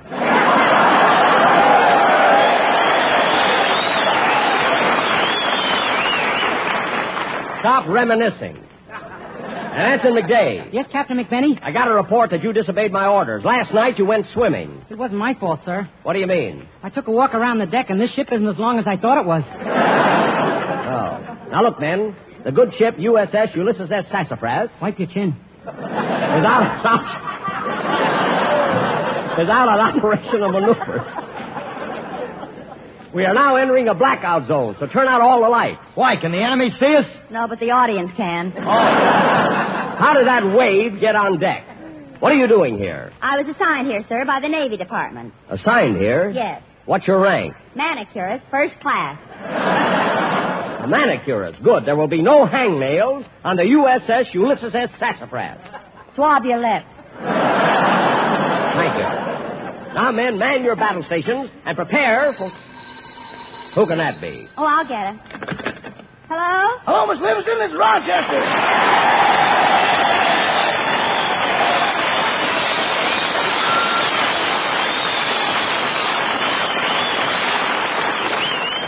Oh, for heaven's sake, Rochester, why call now? We're in the middle of the sketch. I want Mr. Benny to know I'm in San Diego. I just got in. Just got in? I thought you drove down with Mr. Benny in the car. No, I had some work to do, so I left yesterday. Well, what made the train so late? I didn't come by train. I was on Highway 101 freelancing. You mean you hitchhiked? Yes, ma'am. Why? Well, instead of buying me a train ticket, Mr. Benny gave me a road map and a short talk on the generosity of the American motorist. Who is it, Wave? Rochester. How do you like that? Right in the middle of the sketch. Give me that phone. Hello, Rochester. Hello, boss. It wasn't so bad hitchhiking, and you were right. I was right about what? If you lie down in the middle of the highway, 9 out of 10 cars will stop. Certainly. But when that 10th car comes along, it better have a high crankcase. Well, look, Rochester, you didn't have to call me in the middle of my show, did you? Yes, boss, this is important. I met an old girlfriend here in San Diego, and, I thought maybe you'd let me use your car. Well, you met a girlfriend, huh? Well, Rochester, of course you can have my car, but the tank is empty. That's all right. I'll put in the gallon. Why only a gallon? I want to run out of gas when I reach the Silver Strand. Well, I don't know, Rochester. I don't think I should let you have my car. But you got to. This girl is beautiful. She is, eh? What does she look like? You want me to describe her to you? Yes. Have you ever seen a California sunset just as Mother Nature extinguishes its last golden glow with the tranquil waters of the blue Pacific? Yes. Well, put a sweater on it and you got it. Oh, I see. Well, I better run along now. So long, boys. Goodbye. Goodbye.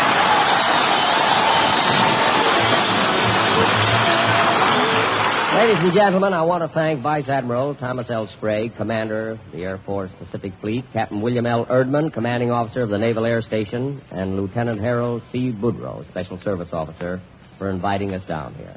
And fellas, I want to thank you, too, and tell you it's been wonderful being here. You've been a great audience, and... Come in. Yes, what is it, sailor? I'm ready to take you to your television show, Mr. Benny. Fine. I got my pass. Just jump on my back and let's go. Well, good.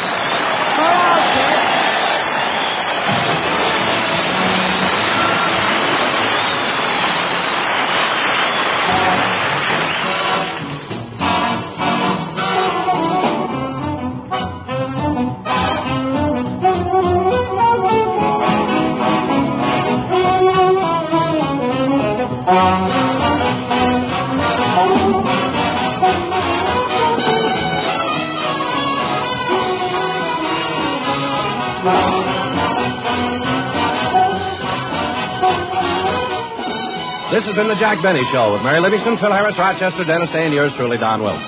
Jack Benny comes to you each week at this time through the facilities of the United States Armed Forces Radio Service.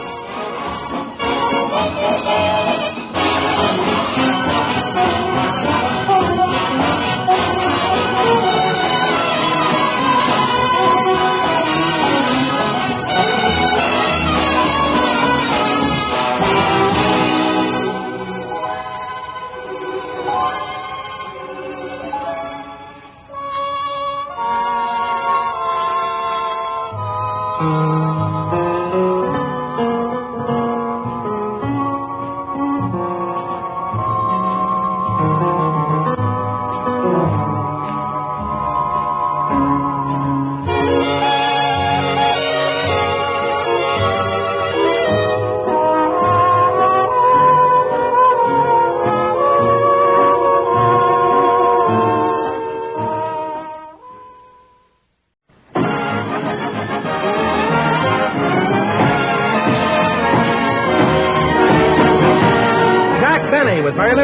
Cyrus, Rochester, Dennis Day, the Sportsman Quartet, and yours truly, Don Wilson.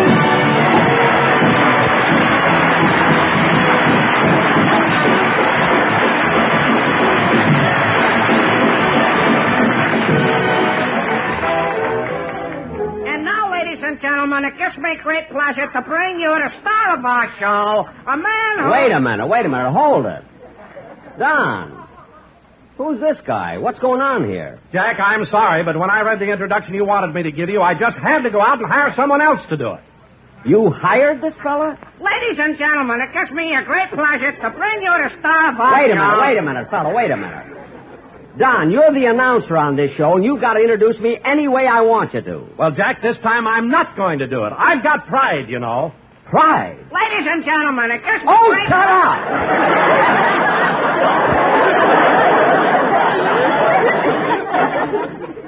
Don, what is this pride you're talking about? I'll tell you what it is.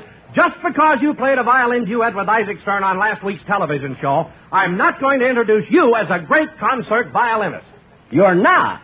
Ladies and gentlemen... Hold it, will you please? Hold it a minute, hold it. Phil. Great concert violinist.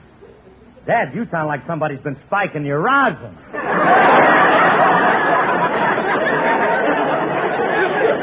Well, you're a fine one to talk. What do you know about music? Okay, Jackson, okay. I will admit that personally I may not be the world's greatest musician, but I was smart enough to get together one of the finest musical aggregations in the world. Oh, you were, eh? Phil, if your band is one of the finest musical aggregations in the world, I'd like to ask you a question about Don Rice, your bass player. Nobody slaps a bass like Don. That's what I'm getting at.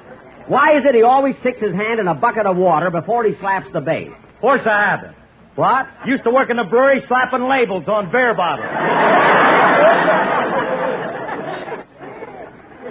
All right, Phil, I'll accept your explanation of Mr. Rice's musical eccentricities. But what about Bagby, your piano player? What about good old Bag? Well, Phil, I won't say anything about the fact that he's on parole. We'll forget that. But he can't read music, he doesn't know the white keys from the black keys, and I never saw such a crazy-looking piano. What's that extra pedal for? That was Bagby's idea. 4 pedals on a piano? What are they? Soft, medium, loud, and gas.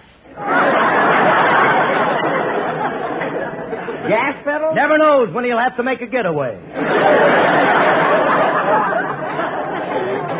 Oh, then that answers my other question. I was going to ask why the piano has white sidewall tires. Old Bagby thinks of everything. Well, it's too bad he doesn't think a little more about music. What? Phil, you know as well as I do, not only does Bagby play by ear, but if it isn't in the key of C, he can't play at all. Oh, he can't, eh? No. Okay, Jackson, you asked for it. Hey, Charlie.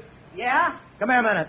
Phil, you don't have to go through all of Look, that. you said that all he knows is the key of C. Now, let's find out. Go ahead, ask him anything at all. Okay. How about something with 3 sharp? Go ahead, Charlie. Give him something with 3 sharp. Well... Think hard, Charles. Oh, I know. The Andante movement from the Barber of Seville by Gillette. The Andante movement from the Barber of Seville by Gillette. 3 sharp, look sharp, feel sharp, be sharp.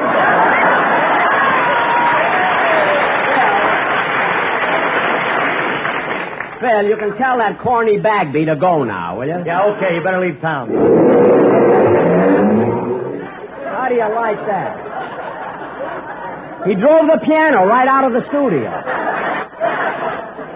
I don't know why I get into these things.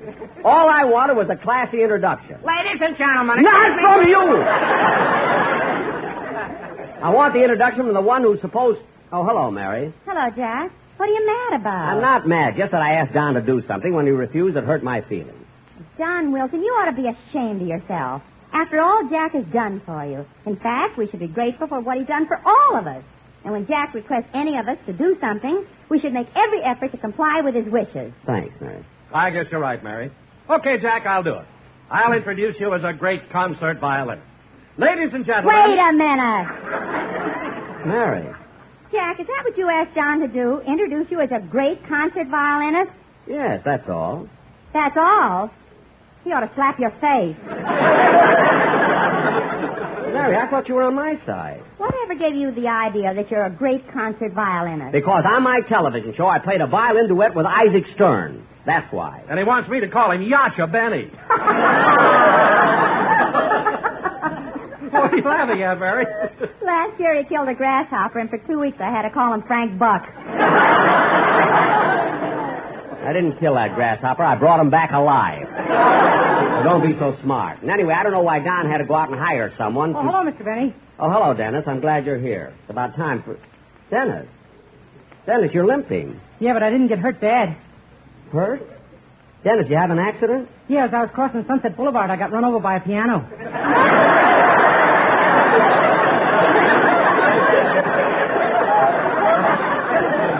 Oh, for heaven's sake.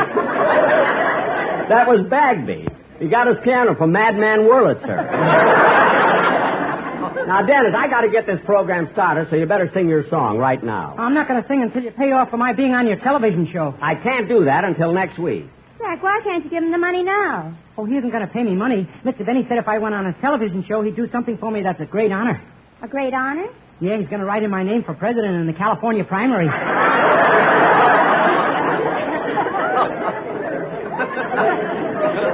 Oh, for heaven's sake. Imagine writing Dennis's name for president. If I'm elected, I'm going to declare war on Johnny Ray. Dennis! I will now sing my campaign song. Just sing the song you're supposed to. If you're sweetheart...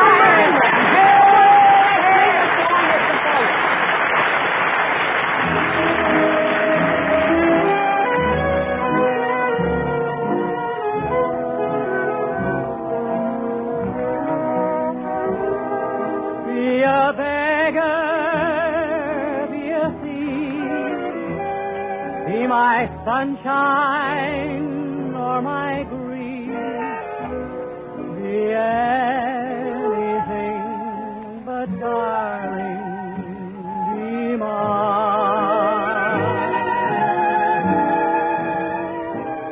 Be a wise one, be a fool, treat me tender or treat me cruel. Be anything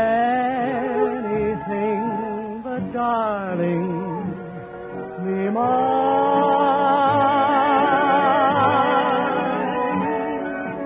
Climb to the top of the ladder, be princess of all you survey.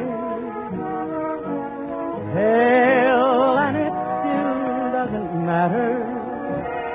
If you love me, everything is okay.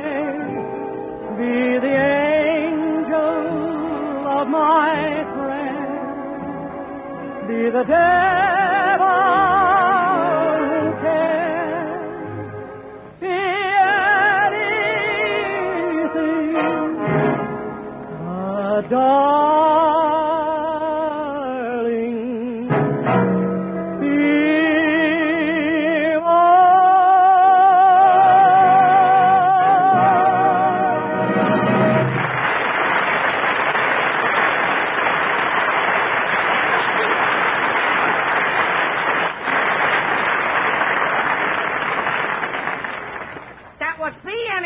Be mine, sung by Dennis Day. A very Hey, you! Huh? I don't want you to do any announcing on this show. Oh, okay. Hey, Mr. Wilkins, I ain't going to do no introduction. Give me my dough so I can go home. You haven't done anything. I'm not going to pay you. Oh, yes, you are, Don. You got yourself into this. Now pay him and get him out of here. Oh, all right. How much do I owe you? $1.25. Okay, here you are. Thanks. So long. Wait a minute, fellow. Come back here. Yeah? You take a job as an announcer on a coast-to-coast program for $1.25? That's my price, $1.25.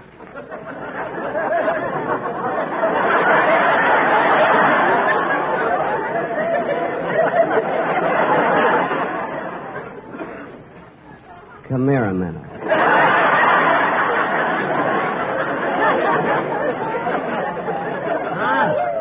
Jack, you wouldn't dare. Hey, I can lead a band, too. Now, wait a minute, Quest. You ain't leading my band. Phil, you stay out of this. I can also sing tenor. Well, did you hear that, Dennis? Who cares? I'll be in the White House.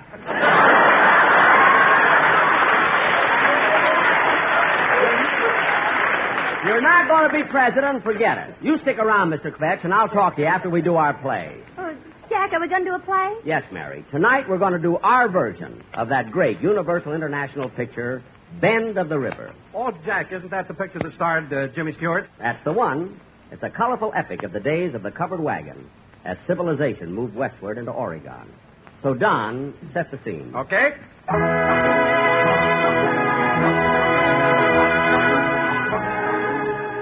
In the year 1867, at the end of the Civil War, a covered wagon set forth for the northern tip of Oregon. Its destination was a new settlement, and leading this intrepid group of pioneers was that fearless frontiersman, Buck Benny. Yes, Buck Benny. That's me. Our wagon's cargo was not guns, ammunition, or other implements of war, but food to tide the settlers through the rugged winter.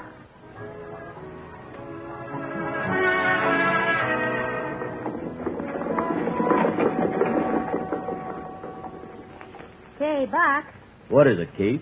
we've been on the trail since sunup. Don't you think we ought to stop for the night? No, Kate, we got to keep going till we reach the next water hole. It's only about 2 miles, I reckon. Oh, Buck, let's stop here for the night. I said we're going to keep going. Well, can't the horse pull for a while? I'm tired. Well, all right. Hey, Dobbin, get out of that wagon. Sure gives you $1.25 worth.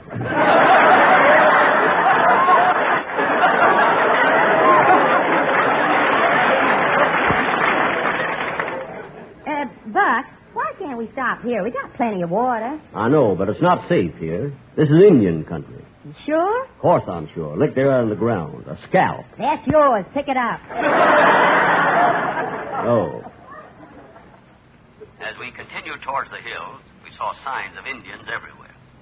Though we knew we were surrounded by redskins, we made camp and ate our evening meal. We each ate a can of beans, and they would have been easier to digest if we'd have had a can opener. Suddenly, I heard horses' hoofs. As we listened in the darkness, guns ready for action, the horse came closer. Suddenly, a stranger galloped into our camp. He was about as tall as Jimmy Stewart. And he was slim like Jimmy Stewart. Come to think of it, he smiled like Jimmy Stewart, too. He came up to me and said, Say, excuse me, partner. I've been riding alone for days. I reckon it's all right if I join you into Oregon, ain't it? but he didn't talk like Jimmy Stewart.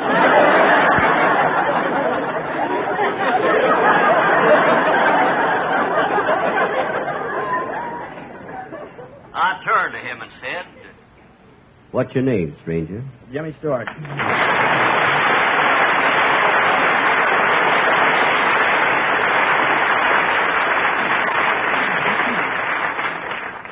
Must have been him, all right. All the Indians applauded.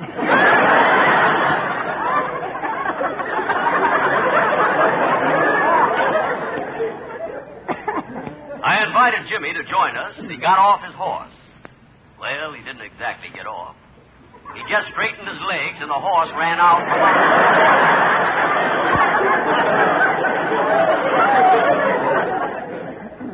We talked for a while, and then I introduced him to my wife. Oh, Jimmy. Yes, Buck? I'd like you to meet Kate. Hi, Jimmy. Wow. Kiss me, Kate. What? Come here, baby. Hey, hold on there.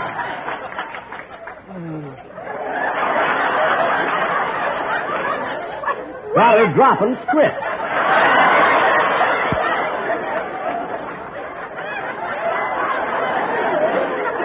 Wait a minute.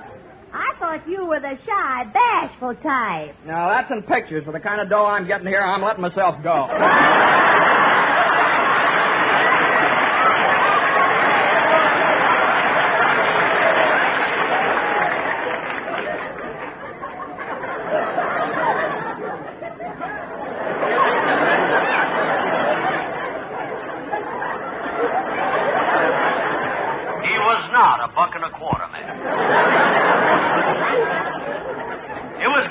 Jimmy along with us. He knew the country so well. I welcomed him, not as a follower, but as a leader. Yeah? I took over. We were loaded with supplies for the settlers. We had a sack of flour. Kate carried that. A case of canned vegetables. Buck carried that. And one bag full of milk. The cow was carrying that. The only thing we were short of was fresh meat. So one day, Buck and I went hunting. Hey, quiet, Buck. Here, I hear something. Let's take a look. Okay. Hey, say it's a bear. No, Jimmy. It's a buffalo. I thought it was a bear. But I took his word for it. It was a buffalo. I couldn't argue with a man who's been pinching nickels all his life. Come on, let's get on with the hunt. Finally, we returned to the camp with plenty of game. This was due to our wonderful hunting dog.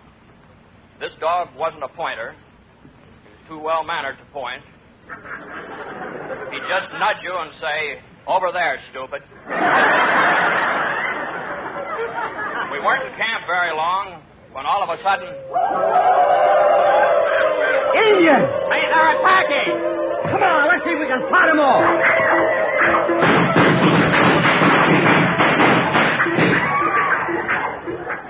That's no use. We might as well give up. I ain't a-giving up. My name is Buck Benny, and I ain't afraid of man, beast, or grasshopper. But I know these Indians. Look, 2 of them are coming up to powwow with us. They sure look savage. How, Indians? How? What tribe you Indians from? Sioux tribe. Me, Big Chief Thunderstorm. Oh. And who you? Me, little white cloud that cried.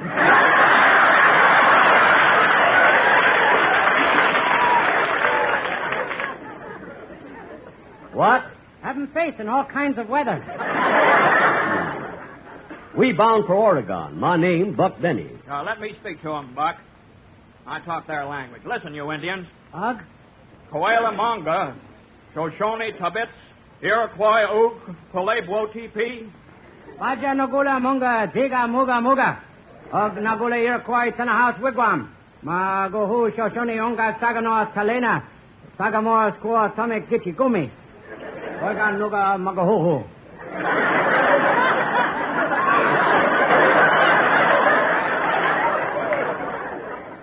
What did he say? He's running for president.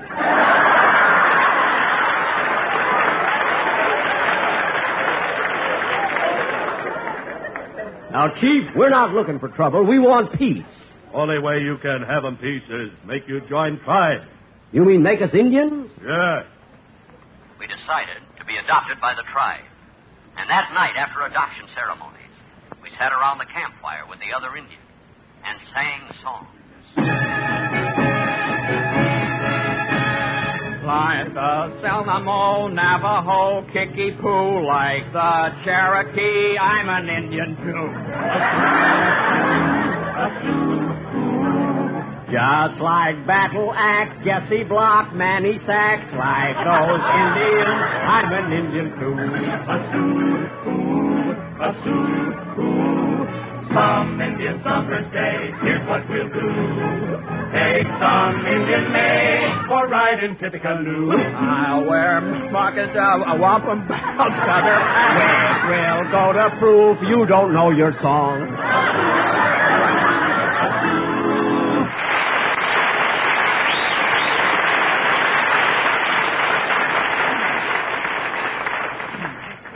The following day, we bid farewell to the Indians, and our wagon pushed on. We crossed the mountains and kept traveling. We weren't sure of where we were until one day, while on a vast open plain, another wagon crashed into us. It was then we knew we were in California. Happily, we continued northward. Get up.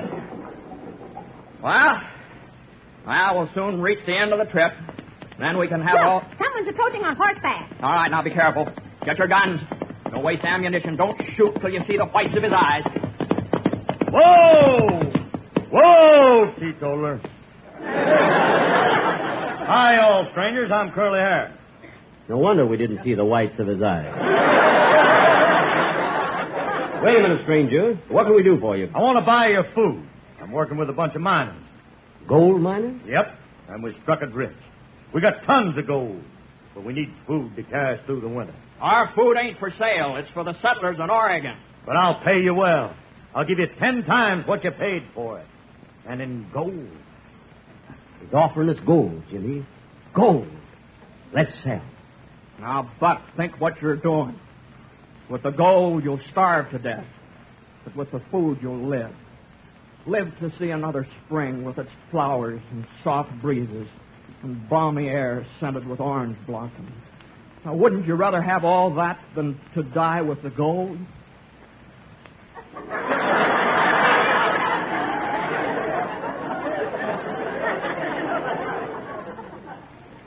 We waited 2 weeks while Buck thought it over. I made up my mind, Jimmy. We're going to sell the food. And I say we're not. Who's going to stop me? Me and my shooting iron. Well, I got a gun, too. Draw. Oh.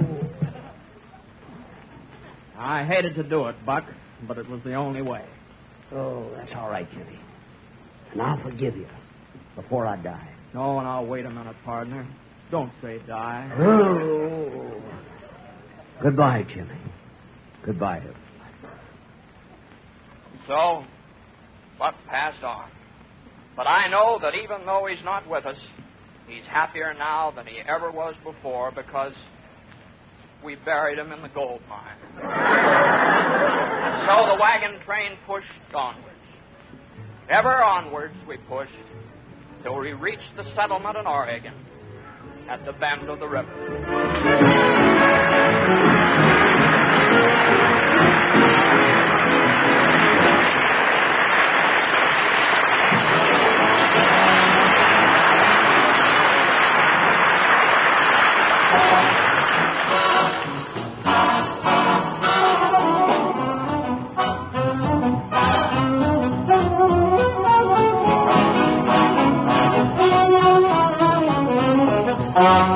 This has been the Jack Benny Show with Mary Livingston, Phil Harris, Rochester, Dennis Day, and yours truly, Don Wilson. Jack Benny comes to you each week at this time through the facilities of the United States Armed Forces Radio Service.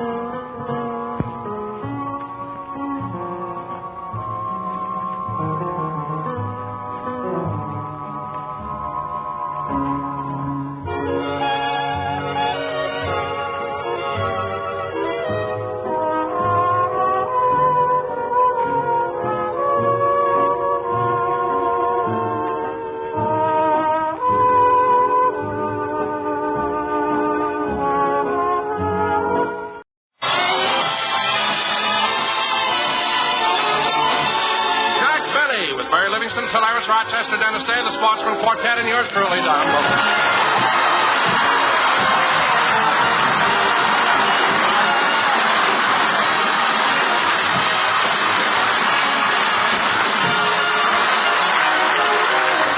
And now, ladies and gentlemen, let's go out to Jack Benny's home in Beverly Hills, where we find Rochester working as usual.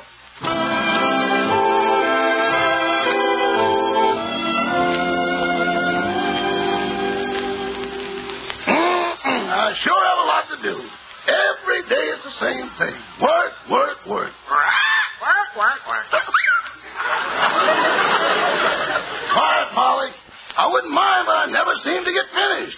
Got to do the dishes always much against my wishes. You're a slowpoke.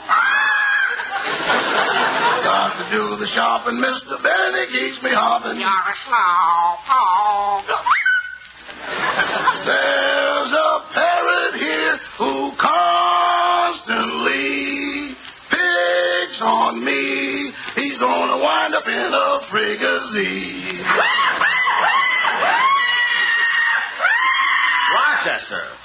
Rochester, what are you doing to Polly? Nothing, boss. Oh, Rochester, bring me a screwdriver, will you, please? Yes, sir. Here you are, boss. Thank you. I just have to tighten this last screw, and I'll have the phonograph all fixed. But, boss, this phonograph has been broken for months. Why are you so anxious to fix it? Because Dennis Day sent over a record that he made especially for me to hear. Gee, I can't understand what's wrong with this phonograph. I tried to fix it once before. Well, boss, maybe if I took this and I... Oh, Rochester, now look what you've done. You knocked the horn off.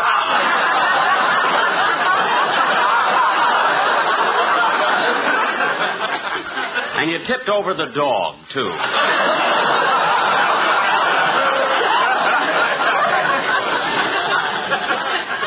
Watch it, will you, kid? I'm sorry, boss. Let's take another look at the motor and see what's wrong.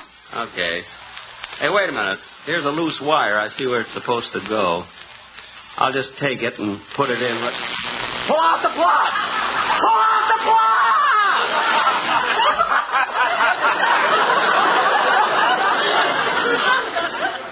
Boy, what a shock I got.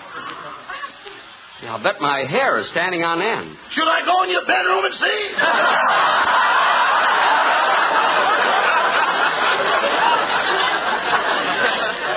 Don't be funny.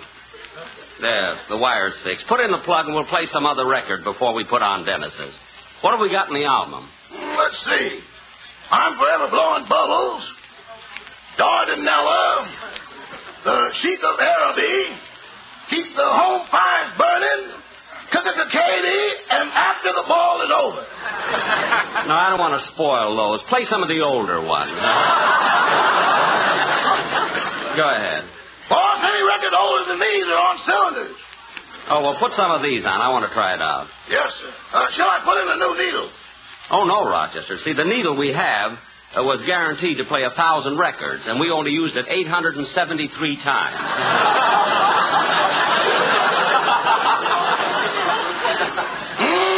What a memory. Memory nothing. Count the notches on the side of the phonograph. Now, let's turn it on. Come in. Oh, hello, Mary. Hello, Jack.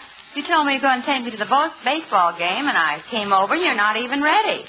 Well, I'll be ready in a minute. Well, why are you fooling around with that phonograph? Because Dennis sent me a record of the song he's going to sing on the program. I want to hear it, and this darn thing is broken again. Oh, Jack, why don't you get rid of that old piece of junk and buy a new one? Oh, Mary, this phonograph isn't so old. Go on, Edison's fingerprints are still on it. What? And she means Edison the boy. Oh, stop. Now, look, Mary, if I want antiques in my house, that's my business. You and your antiques. You ought to have your whole house done over. Done over? Yes. Did you watch television yesterday and see what they've done to the White House? How beautiful they've made it? Yeah, I saw it. Gee, I thought that tour through the White House was very interesting. But there was one thing I couldn't get over. What was that? Well, there's a doctor's office right in the White House, and 24 hours a day, a doctor and his staff are always on duty. Well, that's right, Jack. President Truman has his own personal doctor. Well, that's what I'm getting at. Wouldn't it be cheaper if he belonged to the Blue Cross?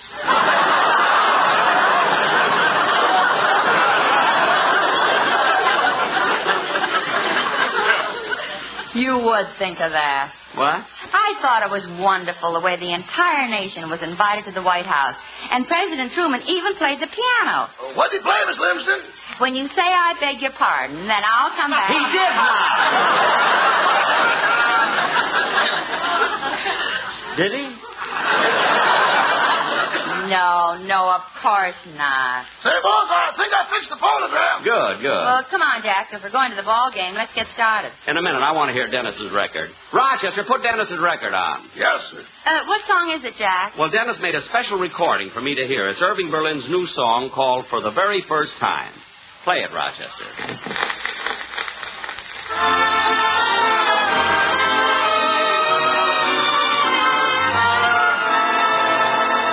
For the very first time, I I find for the first time I'm head over heels in love.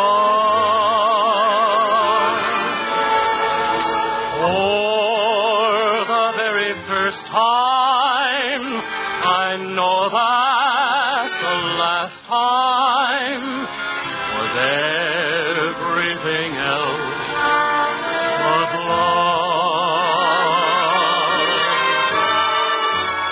For the very first time, there won't be a next time. My romancing days are all through.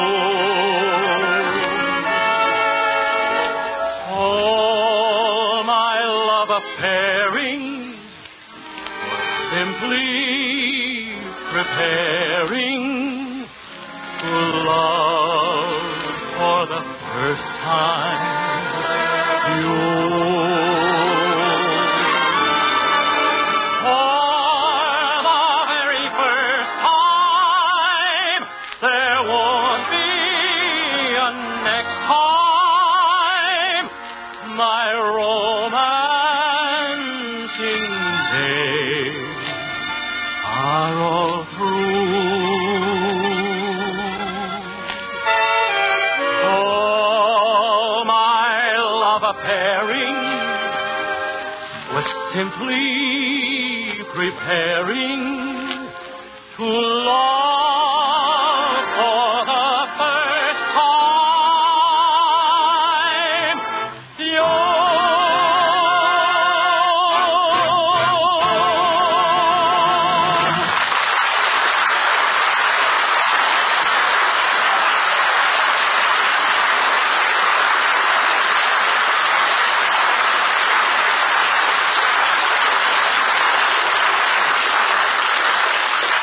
Say, Mary, that new Irving Berlin song was very good, and I never heard Dennis in better voice. Well, I thought he was swell. I thought I was wonderful. Dennis, when did you get here? While my record was on. Well, why didn't you say something? When Dennis Day sings, nobody interrupts, Junior.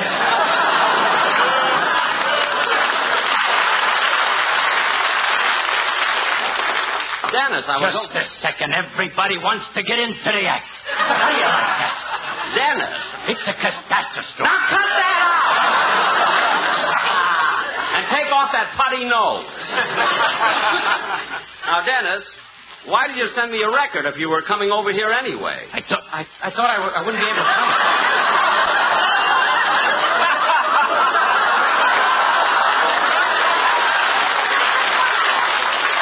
I got Durante on for nothing.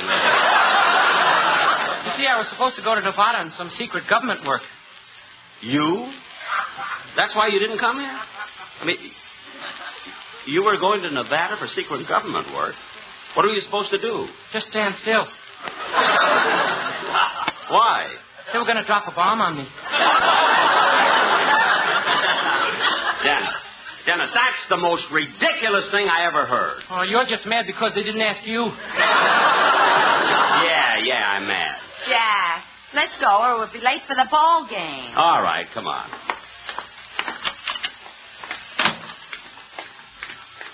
Oh, gosh, it's hot out today. It certainly is. I'll say. This morning my uncle fried an egg on the sidewalk. What? Dennis, you mean your uncle... Mary, let it alone. But, Jack, he said... I know what he said. He said his uncle fried an egg on the sidewalk. Yesterday he fried an egg on the sidewalk, too. Really? Mary, I'm warning you. The day before that, my uncle fried an egg on the sidewalk, too. Well, it's been hot all week. Yeah, so he fried eggs on the sidewalk. My uncle hopes it rains tomorrow. Why? For a change, he'd like poached eggs.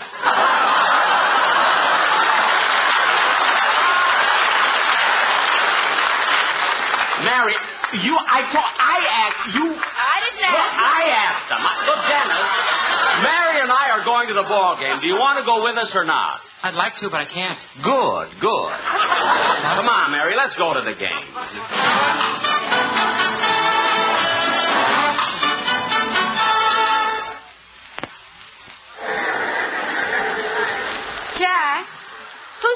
today? Los Angeles and Seattle. Let's see, we have seats 1 and 2, aisle 15. Where's aisle 15? I don't know. Why don't you ask the usher? Nah, I can't. I can find it. Come on. Hot dogs, get your red hot, yeah. Mary, here's aisle 15, but I don't see our seats. Jack, why don't you ask an usher? I'm not going to ask anybody. I always get into arguments with ushers. Besides, Wait a minute, there are our seats. It looks like somebody's sitting in them. You wait here. I'll go and ask him to leave. Okay.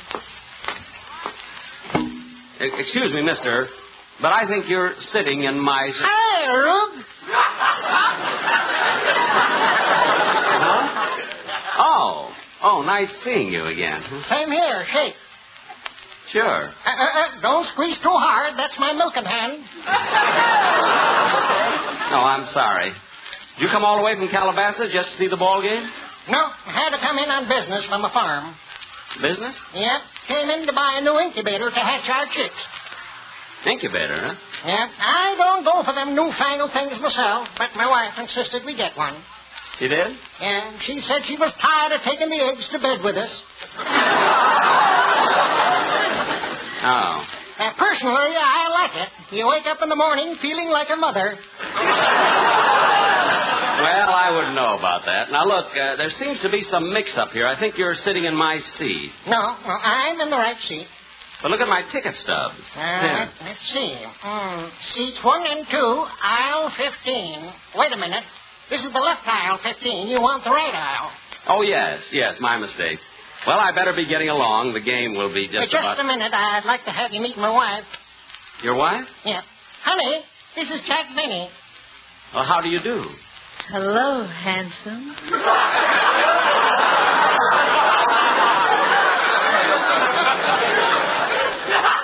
I'm very happy to meet you.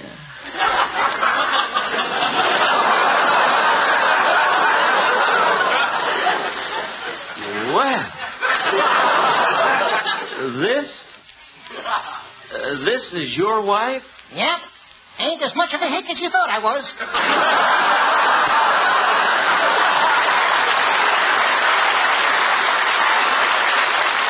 I'll say you're not. Well, goodbye. So long, Rube.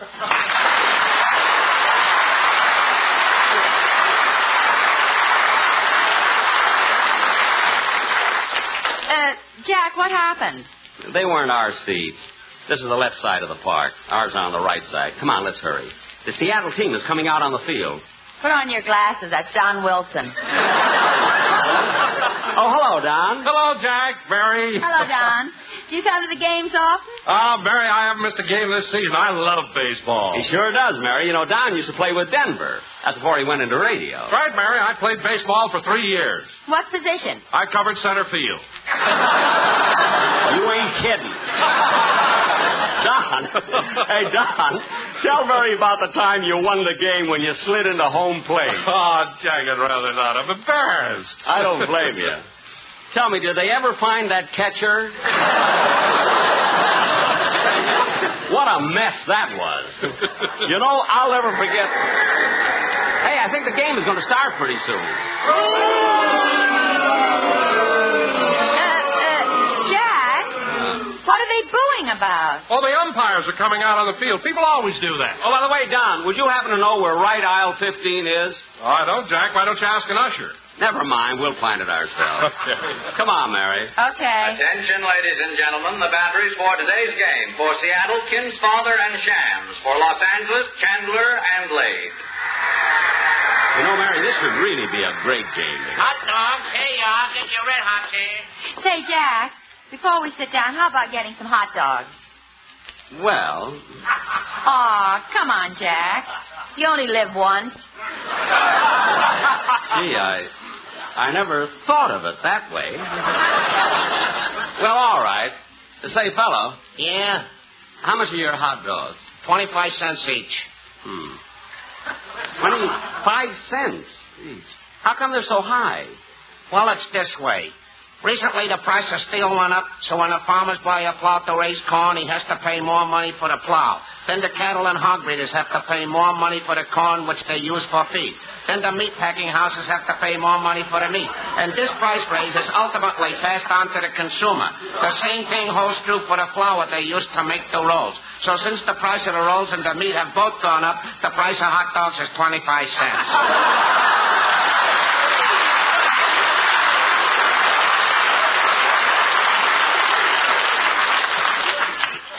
Oh. I was prepared for you this year, Mr. Benny. Look. Last year you drove me nuts with your dickering. Look, fella. Hey, don't you never buy nothing without getting sealed bids? Never mind that. Just give me 2 hot dogs. Okay.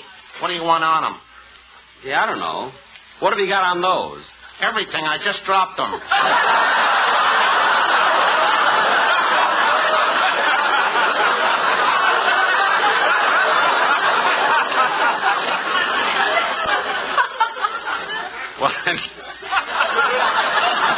Well, then give me 2 fresh ones.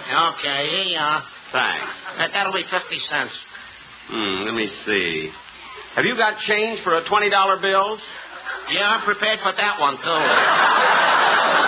Never mind. Just give me my change. Yeah, here you are. Hot dogs. Get your red hot cheese. Come on, Mary. Let's find our seat. Attention, please. There has been a change in the batteries for Seattle. Nagy will pitch instead of Kinsfather.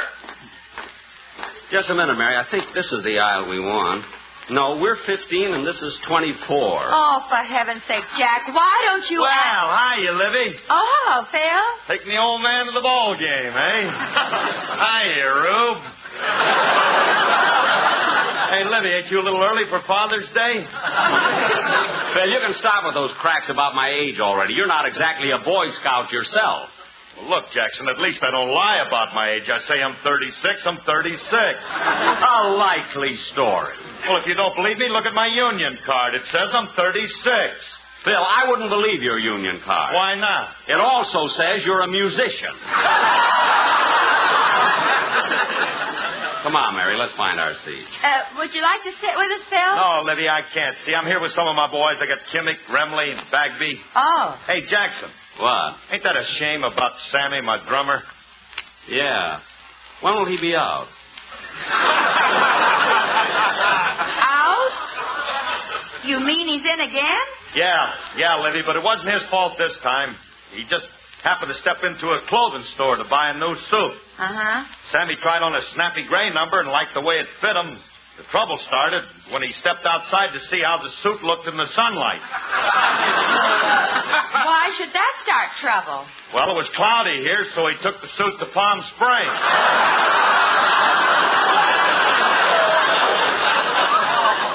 You see, Mary, it wasn't Sammy's fault. Yeah, it could happen to anybody.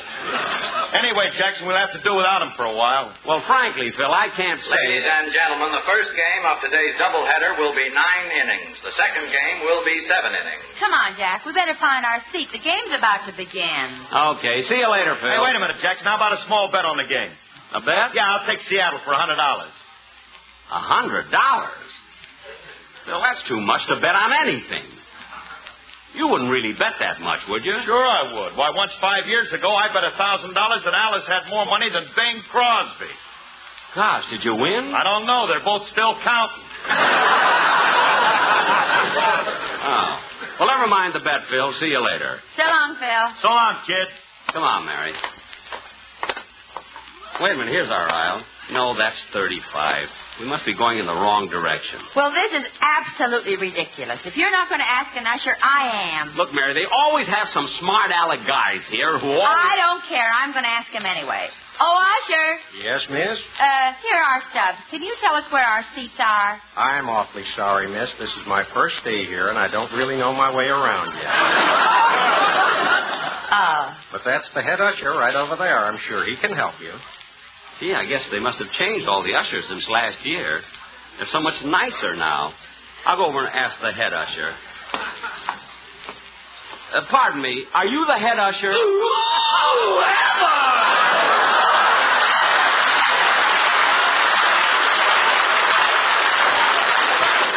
I knew Mary, let's get out of here. Jack, don't be a coward. Ask him. Okay. Look, Usher, can you tell me where my seat is? Right behind you, isn't everybody?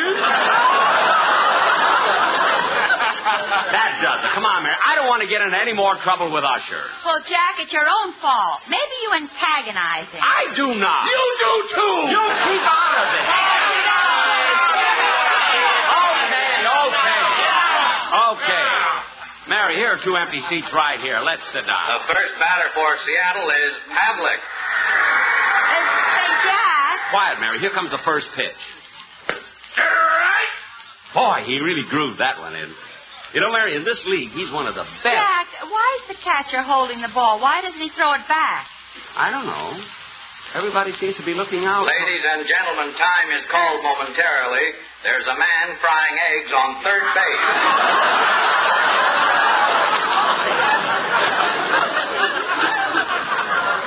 How do you like that? That must be Dennis's uncle.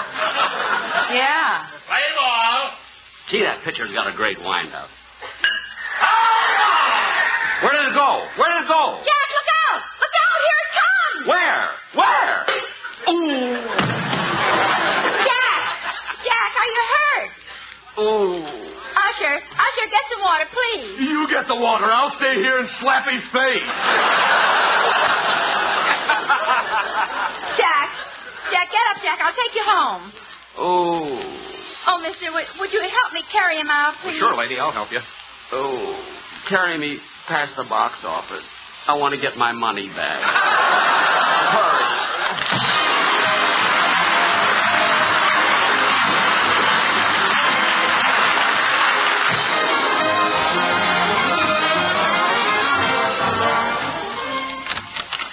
Boss, where are you? I'm in the den, Rochester, listening to the ball game on the radio. I didn't get to see it. Oh, well, I thought maybe... Quiet. Baker is up to bat. The pitcher winds up. Delivers. It's a long, long fly going towards left field. Looks like a home run. Yes, it's going over the fence. It's still going.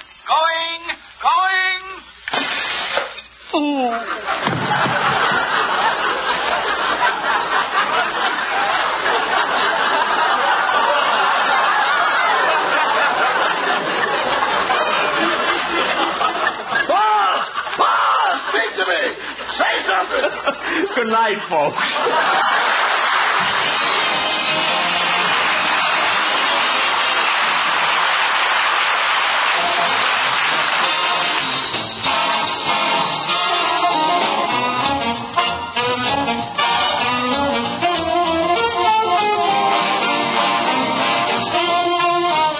This has been the Jack Benny Show with Mary Livingston, Phil Harris, Rochester, Dennis Day, and yours truly, Don Wilson.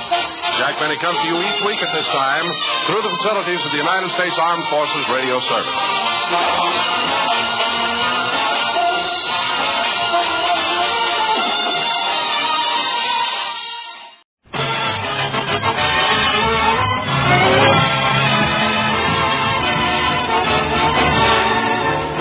Jack Benny with Mary Livingston, Phil Harris, Rochester, Dennis Day, and yours truly, Don Wilson.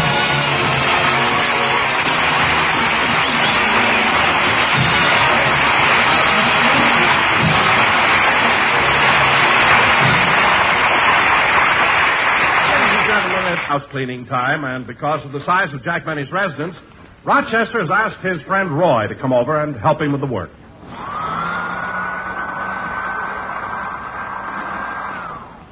There, this rug is cleaned. And I've finished dusting the furniture. Come on, let's start in the next room. Okay, Rochester. Gosh, Roy, I've got to tell you again, it sure is swell of you to come over here and help me. That's all right, Rochester. That's what friends are for, to do favors for each other. I guess you're right. That's how it is with the people on Mr. Benny's radio show. Don Wilson does favors for Dennis Day. Dennis Day does favors for Phil Harris. And last week, Mr. Benny gave Miss Livingston a blood transfusion. Mr. Benny gave her a blood transfusion? Was Miss Livingston sick? No, it was her birthday, and he felt he had to give her something. Rochester, with all these stories I hear about Mr. Benny, I'm curious. Just how much money does he pay you? Well... Come on, Rochester. How much salary do you get? Roy, you're unemployed, and I'm even ashamed to tell you. Oh, then what I heard about Mr. Binney being somewhat on the tight side is true. Well, no, not exactly. You can't call a man tight just because he likes to save his money. I don't understand your figuring, Rochester. If Mr. Binney isn't cheap, then why does he want to save so much money? He says money is healthy. Money? Healthy? Yeah, it's green. It's got chlorophyll.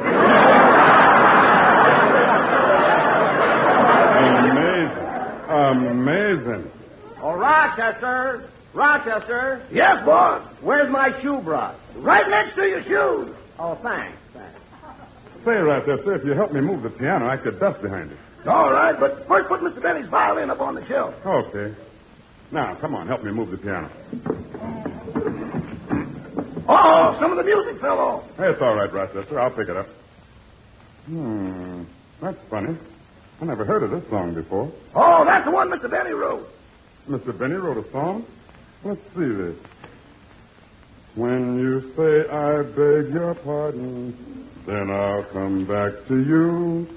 When you ask me to forgive you, I'll... Oh, no. Now, wait a minute, Roy. Don't let that song fool you. It's liable to be a hit. What makes you say that? Mr. Benny's getting a big singer to introduce it. Johnny Ray. He really wants to make that boy cry, don't he? I guess so. Oh, Rochester. Rochester. Yes, boss. Where's my hairbrush? Right next to your hair. Oh, thanks. Roy, put the music over on the table. Okay. Say, that's a nice picture of Mr. Benny. Where was it taken? In France. 2 years ago, Mr. Benny vacationed at the beach on the Riviera. He sure looks good. But I think those French bathing suits look better on women. But he'll try anything once. Oh, Rochester. Yes, boss. Where's my toothbrush? And don't be funny.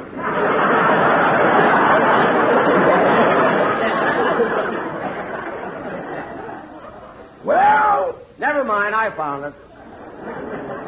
Say, Rochester, this is the best picture I ever saw of Mr. Benny. How old is he anyway? 39. Oh, come on. We're friends. You can tell me. How old is he? 39. That's his real age. The other day I saw it on his driver's license. Really? Of course, it was a license to drive a stagecoach. Now, Roy, I'm going to take this trash out the incinerator. Will you finish the dusting? Okay. Doggone, Mr. Benny sure has a nice house here. And the furniture is such... Hello? What? Oh, I'm sorry, madam. You must have the wrong number. Well, I better finish the dusting. Hey, what are all these packages doing packed there in the corner? Gosh, they're laundry bundles to be delivered. Say, she didn't have the wrong number. She'll probably call back and... Oh, hello, Mr. Benny. Oh, hello, Roy. Where's Rochester? He went out to the incinerator to burn some things. Oh. Would you like me to get you some breakfast, Mr. Benny? No, I better wait for Rochester to do it. He knows how I like my eggs. Oh, well, how do you like your eggs? I don't know. He knows.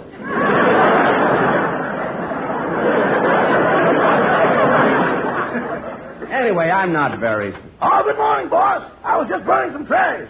You didn't burn my copy of Esquire, did you? Oh, no, boss. Good. Say, did Dennis Day call me? No, why? Well, I told him I wanted to come over this morning. I want to hear his song. Well, he usually comes in the afternoon. Well, I won't be here this afternoon. I'm taking the Beverly Hills Beavers to the zoo.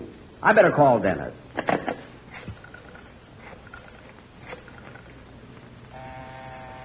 Come in. Hello, Mr. Benny. Oh, Dennis, I was just phoning you at your house. Oh, well, hold on. I'll run home and answer it.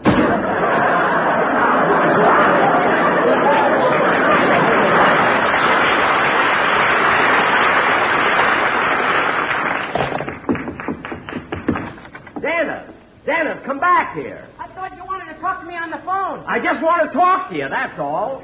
Come here. Now, Dennis, I told you to get here early today because I'm going to be out this afternoon. Where were you all morning? Oh, I was taking a magic lesson. Another lesson? Dennis, why are you studying magic? I want to amaze people. Believe me, you do. You know, Mr. Benny, today I learned a wonderful trick. Maybe I can do it on your next television show, huh? A trick? Dennis, look, at all You know the famous trick where you take 20 sewing needles and swallow them, and then you take a piece of thread and swallow it, and then all the needles come up threaded? You did that trick? Uh-huh. And it worked all right? I don't know. Dennis, come back here. I thought you wanted to talk to me on the phone. I just want to talk to you, that's all. Come here. Now, Dennis, I told you to get here early today because I'm going to be out this afternoon. Where were you all morning? Oh, I was taking a magic lesson. Another lesson? Dennis, why are you studying magic? I want to amaze people. Believe me, you do. You know, Mr. Benny, today I learned a wonderful trick. Maybe I can do it on your next television show, huh? A trick? Dennis, look, at all You know the famous trick where you take 20 sewing needles and swallow them, and then you take a piece of thread and swallow it, and then all the needles come up threaded? You did that trick? Uh-huh. And it worked all right? I don't know yet. They're going to operate on me tomorrow.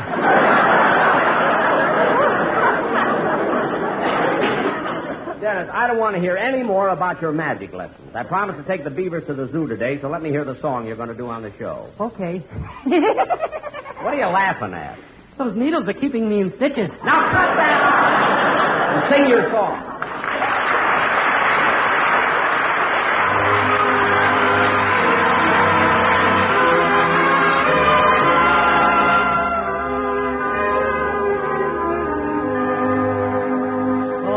Sometimes in the hush of the evening hour, when shadows creep from the west, I think of the twilight songs you sang, and the boy you loved to rest. With tousled hair that long, long ago was thine, I wonder if sometimes you long for that boy. Oh, little mother of mine.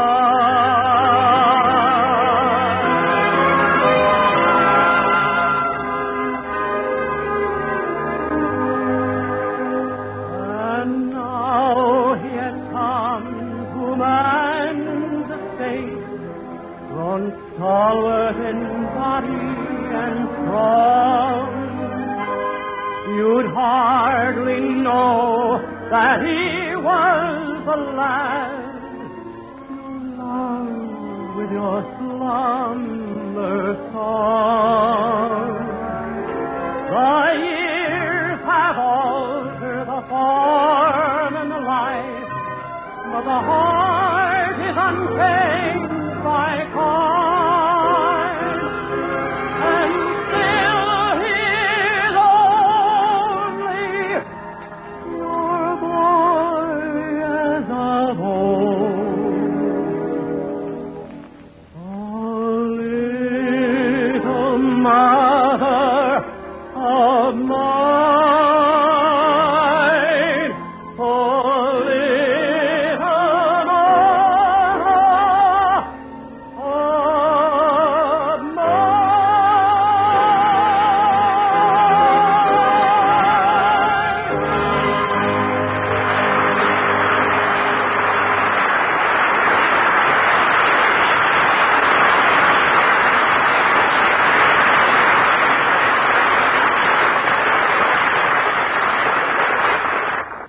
Now, you better run along, because I got to have something to eat and then take the Beavers to the Griffith Park Zoo.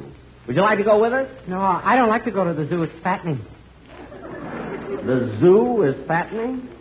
What do you mean? The monkeys keep throwing me peanuts.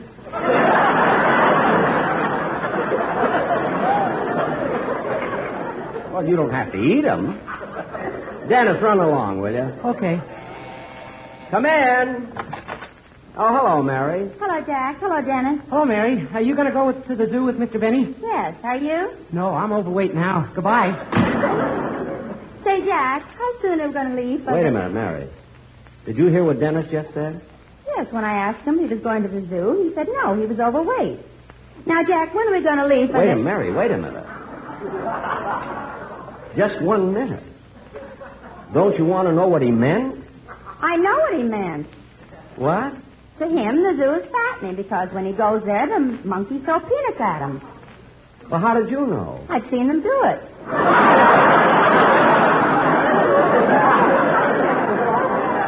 Well, how do you like that? I thought he made the whole thing up. Say, Jack, how soon are we going? As soon as the Beavers get here. Well, as long as we have a few minutes, I've got something I'd like to read to you. What is it? A letter from my mother. A letter from your mother. Another one, huh? Go ahead, Mary. Read it. Okay. Well, so long, Roy, and thanks for the help. You're welcome, Rochester. Oh, excuse me a minute, Mary. Roy, thanks very much for helping Rochester. I was glad to do it, Mr. Benny. Now, wait a minute. Here's a $5 bill for you. Oh, thanks, Mr. Benny, but I couldn't take $5. Well, here's $3. No, I couldn't take that much. Well, then here, at least take $1. Well... Take 50 cents. I was going to take the $1.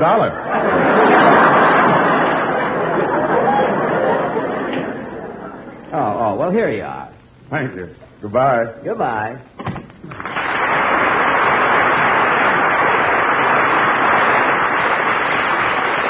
All right, Mary, read me your mother's letter. Okay. My darling daughter, Mary, just a note to let you know that we are all well. Well, Mary, at last I have some good news for you. We're finally getting rid of your Aunt Emily. Well, it's about time. She's been living with your family as long as I can remember. For the past 2 years, your Aunt Emily's been going with the local undertaker. And next Sunday, they're getting married. I'm glad when they get a home of their own. I'm tired of them coming in here every night with those second-hand flowers. Yeah. Right now, she's wearing a ribbon in her hair that says, "Rest in peace."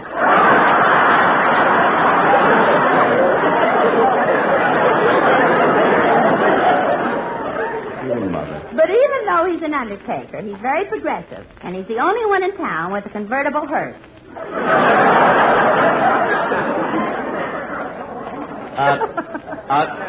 A convertible hearse? His slogan is, "Get a little brown before they lower you down."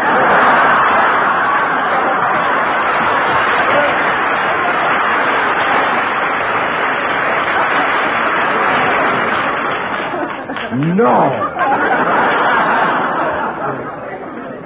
No other news. Hey, your mother's a humdinger today. No other news, so we'll close with love, Mama. Say, Mary, when you answer your mother...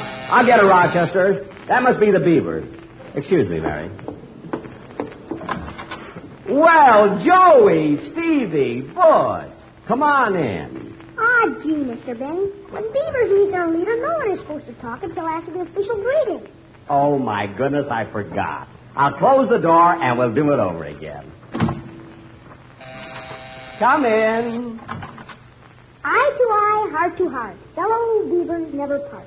Through thick and thin, and rain or shine, we'll never doubt you're 39. And should we ever quarrel, as sometimes people do, when you say I beg your pardon, then I'll come back to you.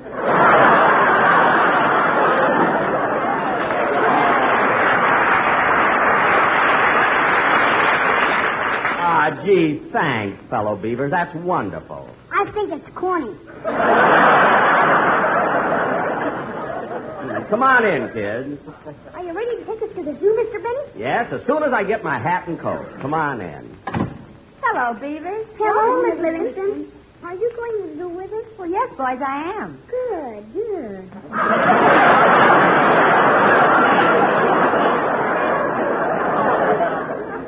Okay. Come on, kids. We're off to the zoo. We'll see lions and elephants. Will we see any tigers? Tigers? I'll say we will.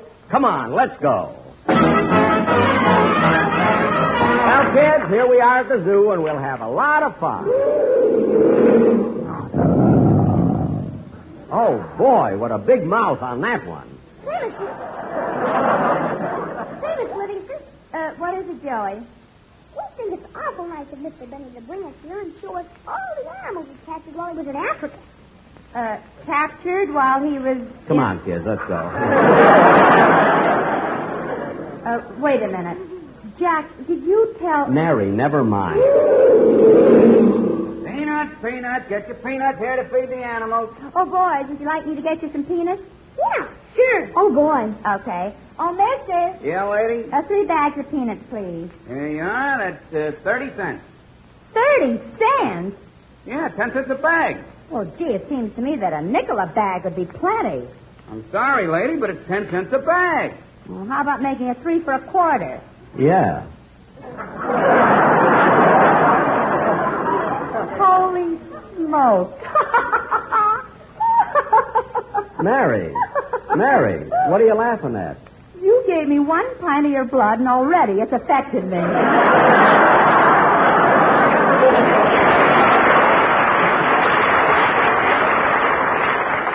Well, what's so terrible about that? This morning I stopped payment on my mother's check. Well, Mary, you better call the bank and get it fixed up. Lady, do you want the peanuts or not? Of course I want them. Here's 50 cents. Keep the change. Gee. Come on, kids. Hey, Mr. Benny, what kind of an animal is that pacing up and down in that cave? Which one? The one with that spot on it. Oh, that's a leopard. A leopard? Is that the kind of skin you wore when you played the part of Tarzan in the movie? Well... Jack, did you tell these kids you played the part of Tarzan? He probably didn't tell you, Miss Livingston, because he's so modest. Yes. Mr. Benny, take your chest and give the Tarzan yell. The Tarzan yell? Oh, not in front of all these people. Go on, Tarzan. Give the yell. Mary, don't be silly. You give that yell, or I'll tell all these kids the truth. Oh, all right. What's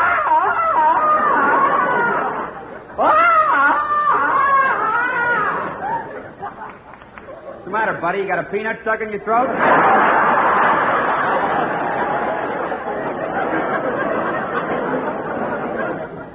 Mary, let's get away from here. You and your big mouth. Never mind. Come on, kid. Hey, Jackson. Hello, Phil. Hello, Phil. Hiya, Livy. Hey, what are you doing down here at the zoo? Strictly business, Jackson. You know I'm losing Bridwell, my clarinet player. Well, what's losing your clarinet player got to do with your coming down to the zoo? They got a trained seal here that blows a horn, and I came down to audition him. Phil, are you serious? You're going to replace Bridwell with a seal? Pretty good idea, ain't it? Well, from an appearance standpoint, I think it's an improvement. But musically, I don't know.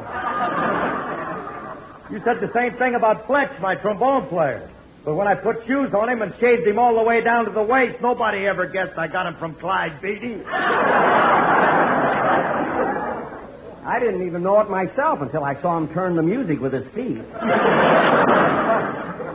Anyway, Phil, I'm glad you're going to hire that seal. You are? Yeah, it'll be a novelty having one member in your orchestra that likes water.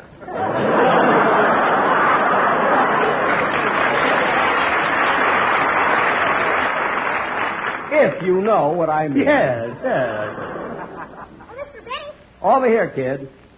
Hey, Mr. Benny, it's getting late. We want to see the rest of the animals. Oh, in a minute. Come over and say hello to Mr. Harris. Hello, Mr. Harris. Hello. Hiya, kid. Are you Phil Harris? Yeah, that's me. Gee, are you the guy that's married to that blonde bombshell? Good. That's all right, Jackson. Alice will get a kick out of it when I tell her someone called her a blonde bombshell. What's your name, Sonny? Just tell her it's the kid that keeps calling her up. Keeps calling her up. Look, Buster, you break up my home and I'll strangle you with a lock of my own hair. All right, Phil. Come on, kid. See you later, Phil. So long, Jackson. I'm going over to see the elephants again. Again? Why all the interest, Phil? Haven't you ever seen elephants before? Not gray ones.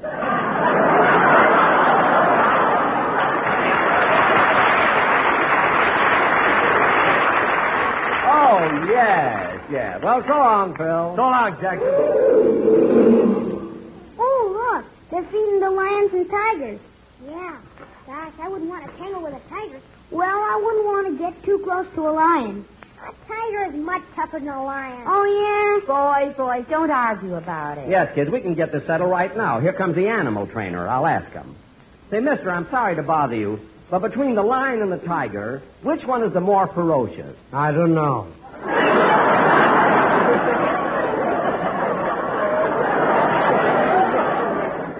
Well, isn't the lion called the king of beasts?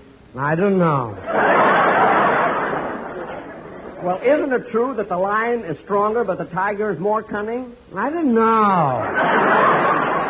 Well, if you don't know anything, why are you carrying that whip and a chair? Did you ever see my wife? Let's go, kid. Mr. Benny, which one do you say was the most ferocious? His wife. Let's go and look at the other animal. Oh, shut up. Here, Mr. Benny, you're not afraid of that lion, are you? Of course not. If he roars again, I'll go in that cage and slap his silly face. Now, come on, kids, and you better button up your coats. It's getting breezy. Yeah, here, Butch, let me help you with your coat. Wait a minute. The wind blew my hat off. Hey, Joey, look where your hat went. It blew into the lion's cage. Let's go, Mary. I want my hat.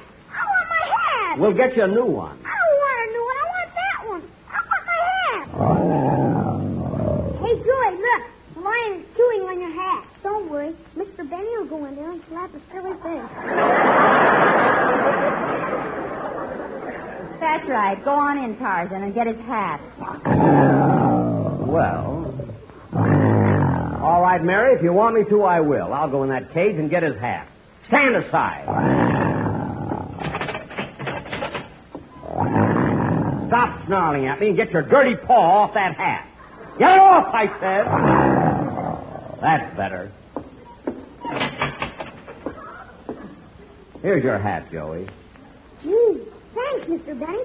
God, golly. Well, Mary, you didn't think I'd go into that lion's cage, did you? Did you? Jack. What? I dare you to do it on television.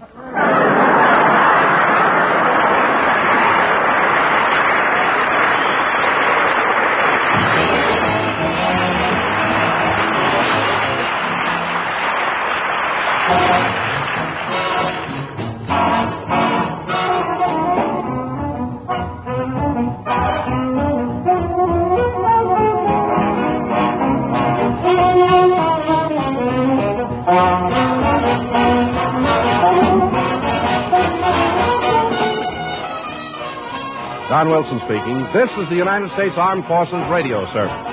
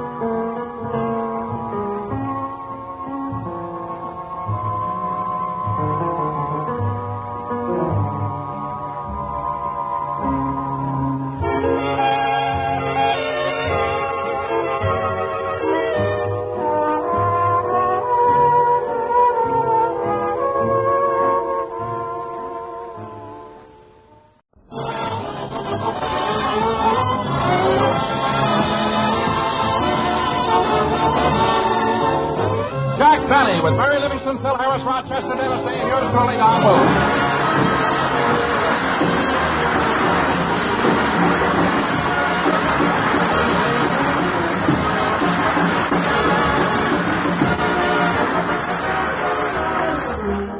Ladies and gentlemen, just recently, Jack Bennett received one of the Sylvania Pioneer Awards for his contribution to the history of radio.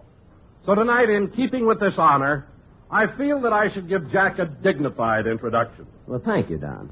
It's times like these I wish I were a poet. What a beautiful thought, Don. I can just imagine you a poet. Henry Wadsworth Fatfellow. Well, don't let me interrupt you. Go on, man. Yes, folks, if I had the gift of poetry with which to describe our scintillating star, I'll get it done. Hello? Hello, Mr. Benny. This is Rochester.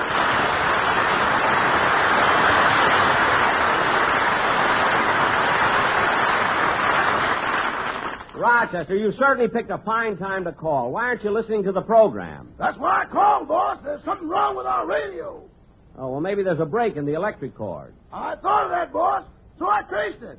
I started at the radio, went around the baseboard, up the wall, out the window, across the driveway, through the hedge, and right to the plug on Mr. Coleman's back porch.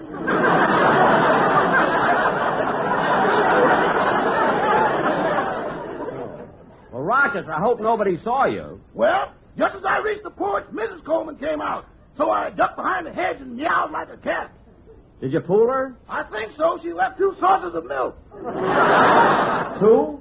Yeah, one of them had a note on it. This one's for Mr. Benny. Good, I'll have it when I get home. I don't know what to do. I hate to miss your program. Well, I've got an idea, Rochester. I'll leave the receiver off the hook, and you'll be able to hear the whole show over the telephone. Yes, sir. Okay, Don, let's get on with the program. Ladies and gentlemen, as I was saying, even though I'm not a poet, today I'd like to introduce our star with a little poem. A poem? Yes. To Jack Benny.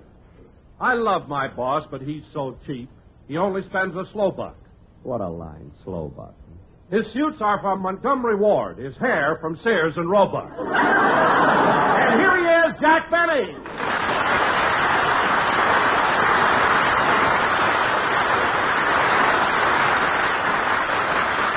Thank you. Hello again, this is Jack Benny talking.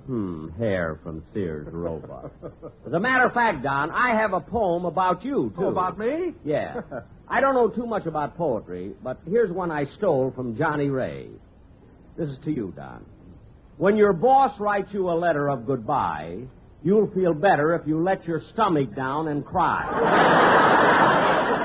Remember that. Hey, Jackson, if you really want to get... Wait a minute, Phil, wait a minute. I want to see what Rochester thought of that joke. Hello? Hello? Rochester, hello? Hello? Rochester, I just told a joke. Where were you? I had to answer the door. The mailman was just here, and he delivered a package. A package? Who from? Sears Roebuck, you can be a blonde again.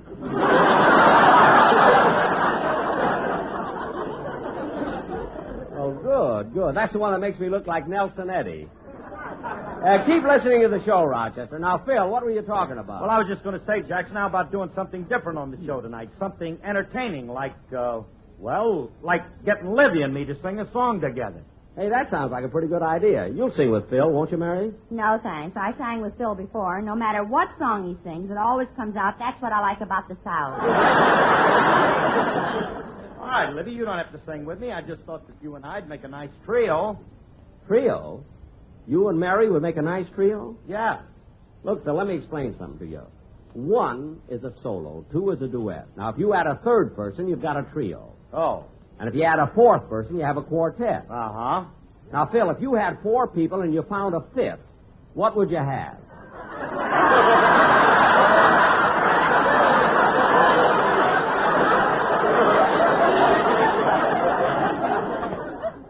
Throw me that lead again, will you, Buster? All right, if you had 4 people and found a fifth, what would you have? A quintet. Fooled you that time, didn't I? Why, Phil, that's right. You're right. If you had a fifth, you'd have a quintet. Yeah, but they'd all be loaded. I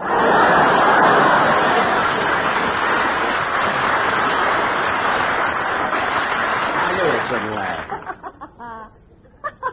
What are you laughing at, Mary? Did you see the way his arranger has to write the music so Phil can read it? No, how? An eighth note is a diamond, a quarter note is a heart, a half note a club, and a whole note a spade. Phil, you have your music written out in diamonds, hearts, clubs, and spades? Certainly. Well, how do you read it? Simple. Here, I'll show you. Now, look at this sheet of music. See? Well, that makes no sense at all to me. Sure it does, Jackson. Take this bar, for instance. You see these notes right here, one right after the other? Oh, you mean the scale? Scale, what's that?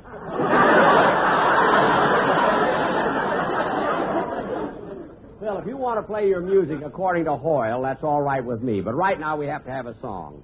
Oh, Dennis! Dennis, what are you yawning about? I didn't get any sleep last night. My mother and father had a big argument. An argument? Yeah, it was all about you. My mother said you were a jerk. And then my father got up and said you were a great guy and a fine example of a man. Your father said that? May he rest in peace. Now, stop being silly. Your father's sitting right out here in the audience. Yeah, doesn't he look awful? Cut that out. Dennis, why does your mother dislike Jack so much? Well, she used to go with Mr. Benny before she met my father. Oh, she did not. She says she did. Maybe. What was your mother's name before she married your father? I didn't know her then. Of course you didn't. Now, come on, kid. Let's have your song. Okay.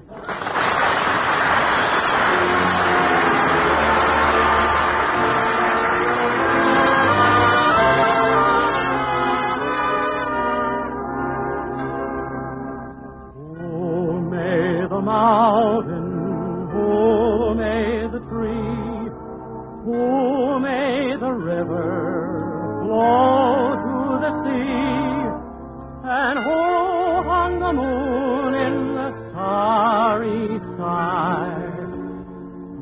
Somebody bigger than you and I, who makes the flowers bloom in the spring, who writes the song for the robin to sing, and who sends the rain when the earth is dry. Somebody bigger than you and I. He lights the way when the road is long, keeps you company, with love to guide you. He walks beside you, just like he walks with me. When I am weary, filled with despair, who gives me courage to go on from there, and who gives me faith that will never die. Somebody bigger than you and I.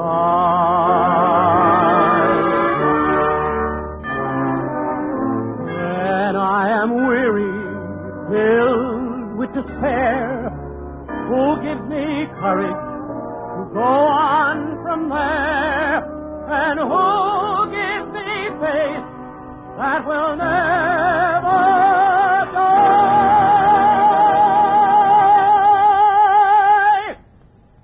Somebody bigger than you.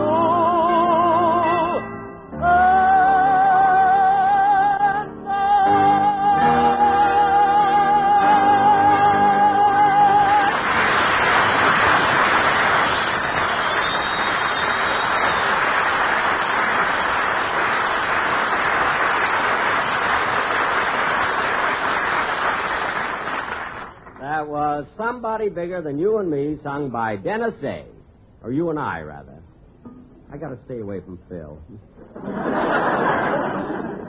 And now, ladies and gentlemen, for our feature attraction Wait tonight. a minute, Jack. Are we going to do a sketch tonight? Yes, Mary. A couple of weeks ago, I saw that Universal International picture, Ma and Pa Kettle, at the fair. And it gave me an idea. So I went home and wrote a play about life on a farm. Now, I played the young husband, and Mary, you're my wife. See, we're newlyweds and have just bought a farm. We have some neighbors that are very much like Ma and Pa Kettle. And also... Oh, just a minute, Jack. Is there a part in it for me? Well, Don, the scene takes place on a farm, so you can play the part of our horse. Oh, Jack, every time you do a farm sketch, I play the part of a horse. I want to do something else. Well, what would you like to be, Don? A canary. Don, you a canary? Beep, beep, beep, beep, beep, beep, beep, beep. Well, that's not so bad. And now, ladies and gentlemen, for our feature attraction tonight, we will present a rustic play entitled Down on the farm. Set the scene, Don.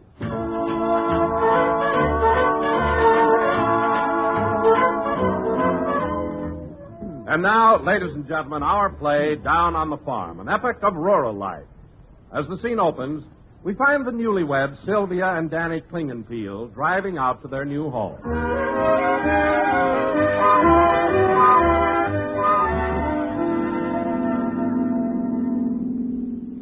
Gee, Sylvia, I hope you like the new farmhouse I bought. Oh, I know I will, Mr. Klingenpeel. You can call me Danny. We've been married a week now. Well, here we are. Look, darling, there's our new home. And there's the man from the real estate office. Oh, Mr. How do you do?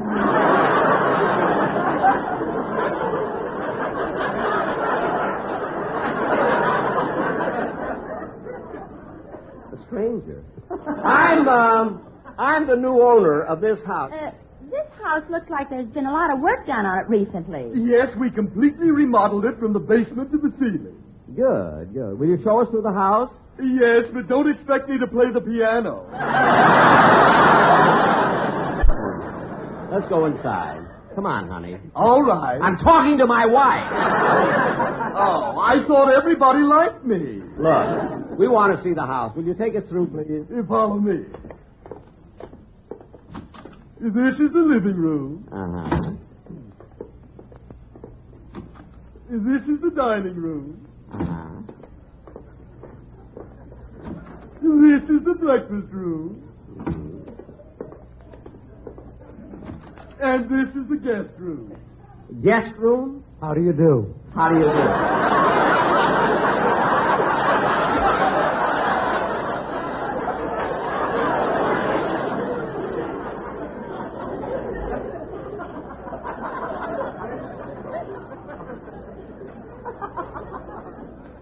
What was that? He's been a guest here through 5 owners. 5 owners? Yes, he spent half the time in escrow. Oh. Mister, I'd like to see the kitchen. Right through this door. There, isn't it a beauty?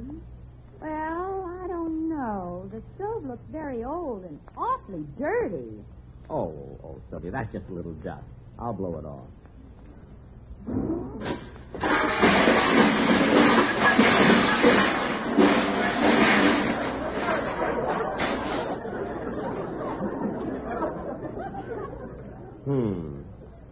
Hey, mister, have you tried Sen?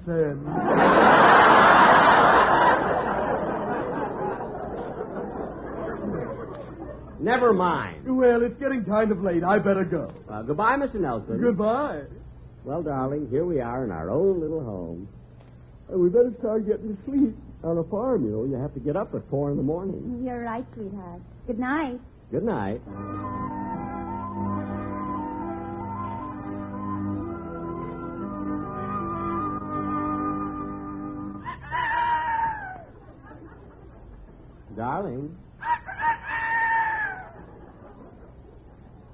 Darling. Darling, you're snoring. No, that's the rooster. It's morning. Oh. Well, you hurry and get breakfast ready. I'll go out and milk the cows. Good thing I slept in my clothes. My, it's pitch dark this early in the morning.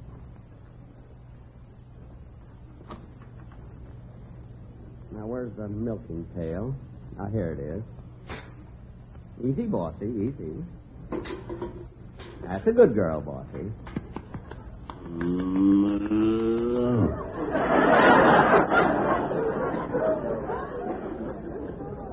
Easy, bossy, easy.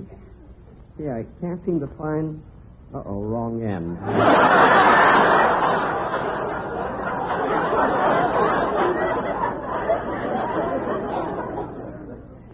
Oh, here we are. That cow looks like a rooster.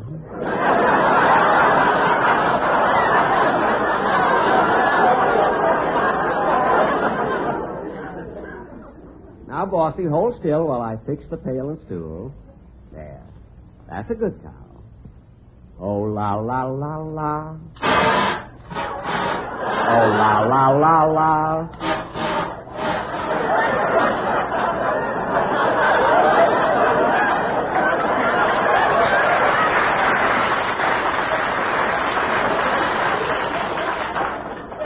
Oh, la, la, la, la.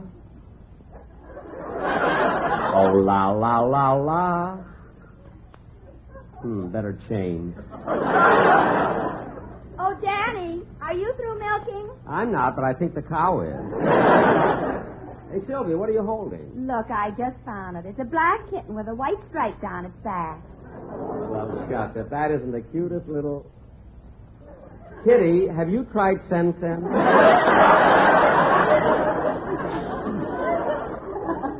Now, Sylvia, don't stand around. We got to feed the animals. Okay.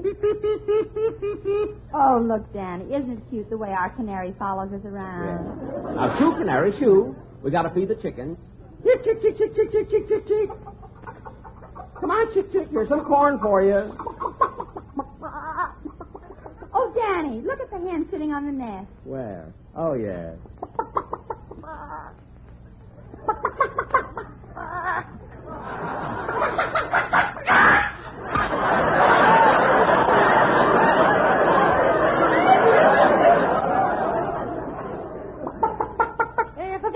That's all, folks.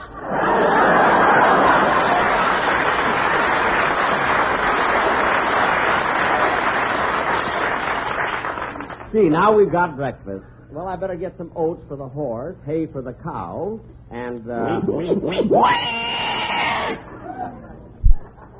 What happened? Our canary stepped on the horse and killed it.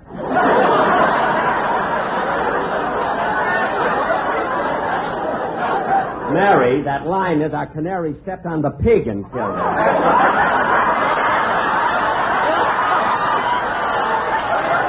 It's amazing. It has an imitation of a pig. Mary says it stands on the cow and kills it. Well, he can't help it. He looks like everybody.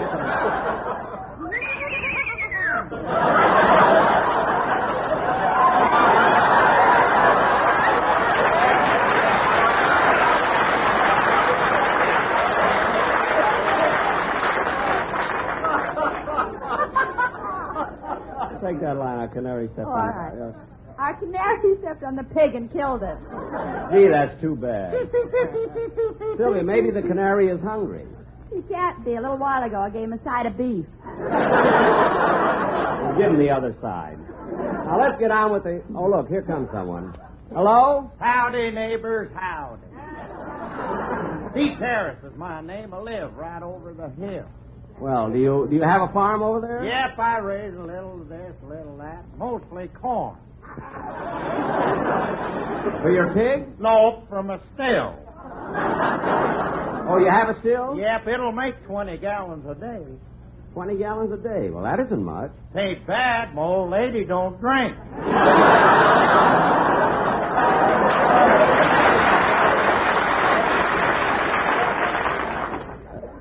We just moved in here, Zeke. How long you been living around this section? Well, now, let me see. I moved here in 1918, and this is 1952. That's 20 years. Wait a minute, Zeke. From 1918 to now is 34 years you've lived here. Well, we don't count the 14 years of Prohibition as living. Oh, you got any children? Yep, I got 2 boys. We ain't seen them since they run away with the circus 10 years ago. Sure missed the ball.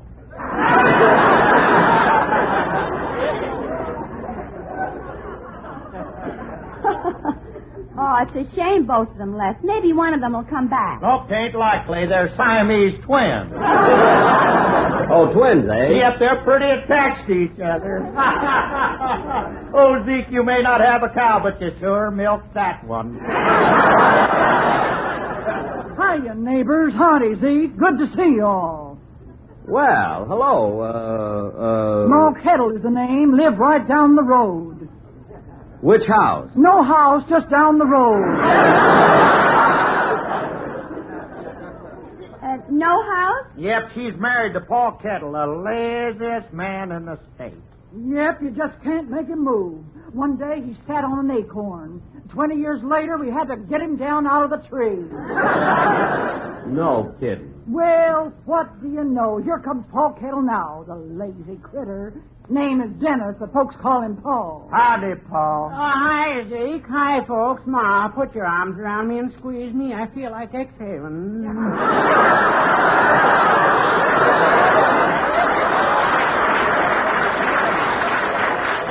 Oh, there. That feels better. Any place to lie down around here?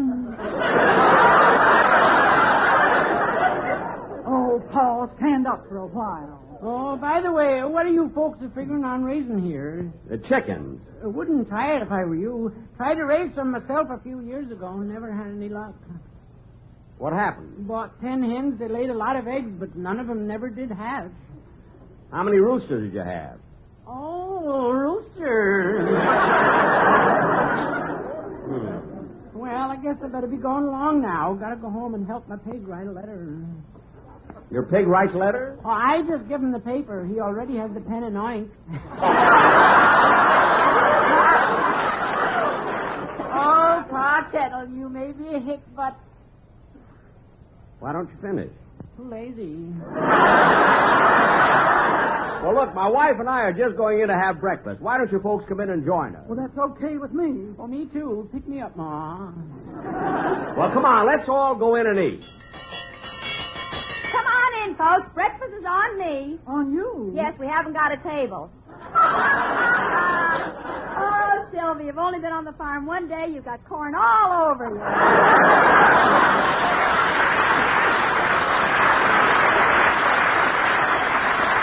Come on, everybody. Let's eat. Well, ladies and gentlemen, that concludes the 36th program of our present series. And next week we will... Oh, my goodness, Rochester's still on the phone. I wonder how he liked the show. Oh, Rochester! Rochester, how'd you like the program? Well... Well, how'd you like it? Boss, in the sketch, what did that chicken do? She laid an egg. Need I say more? Good night, folks.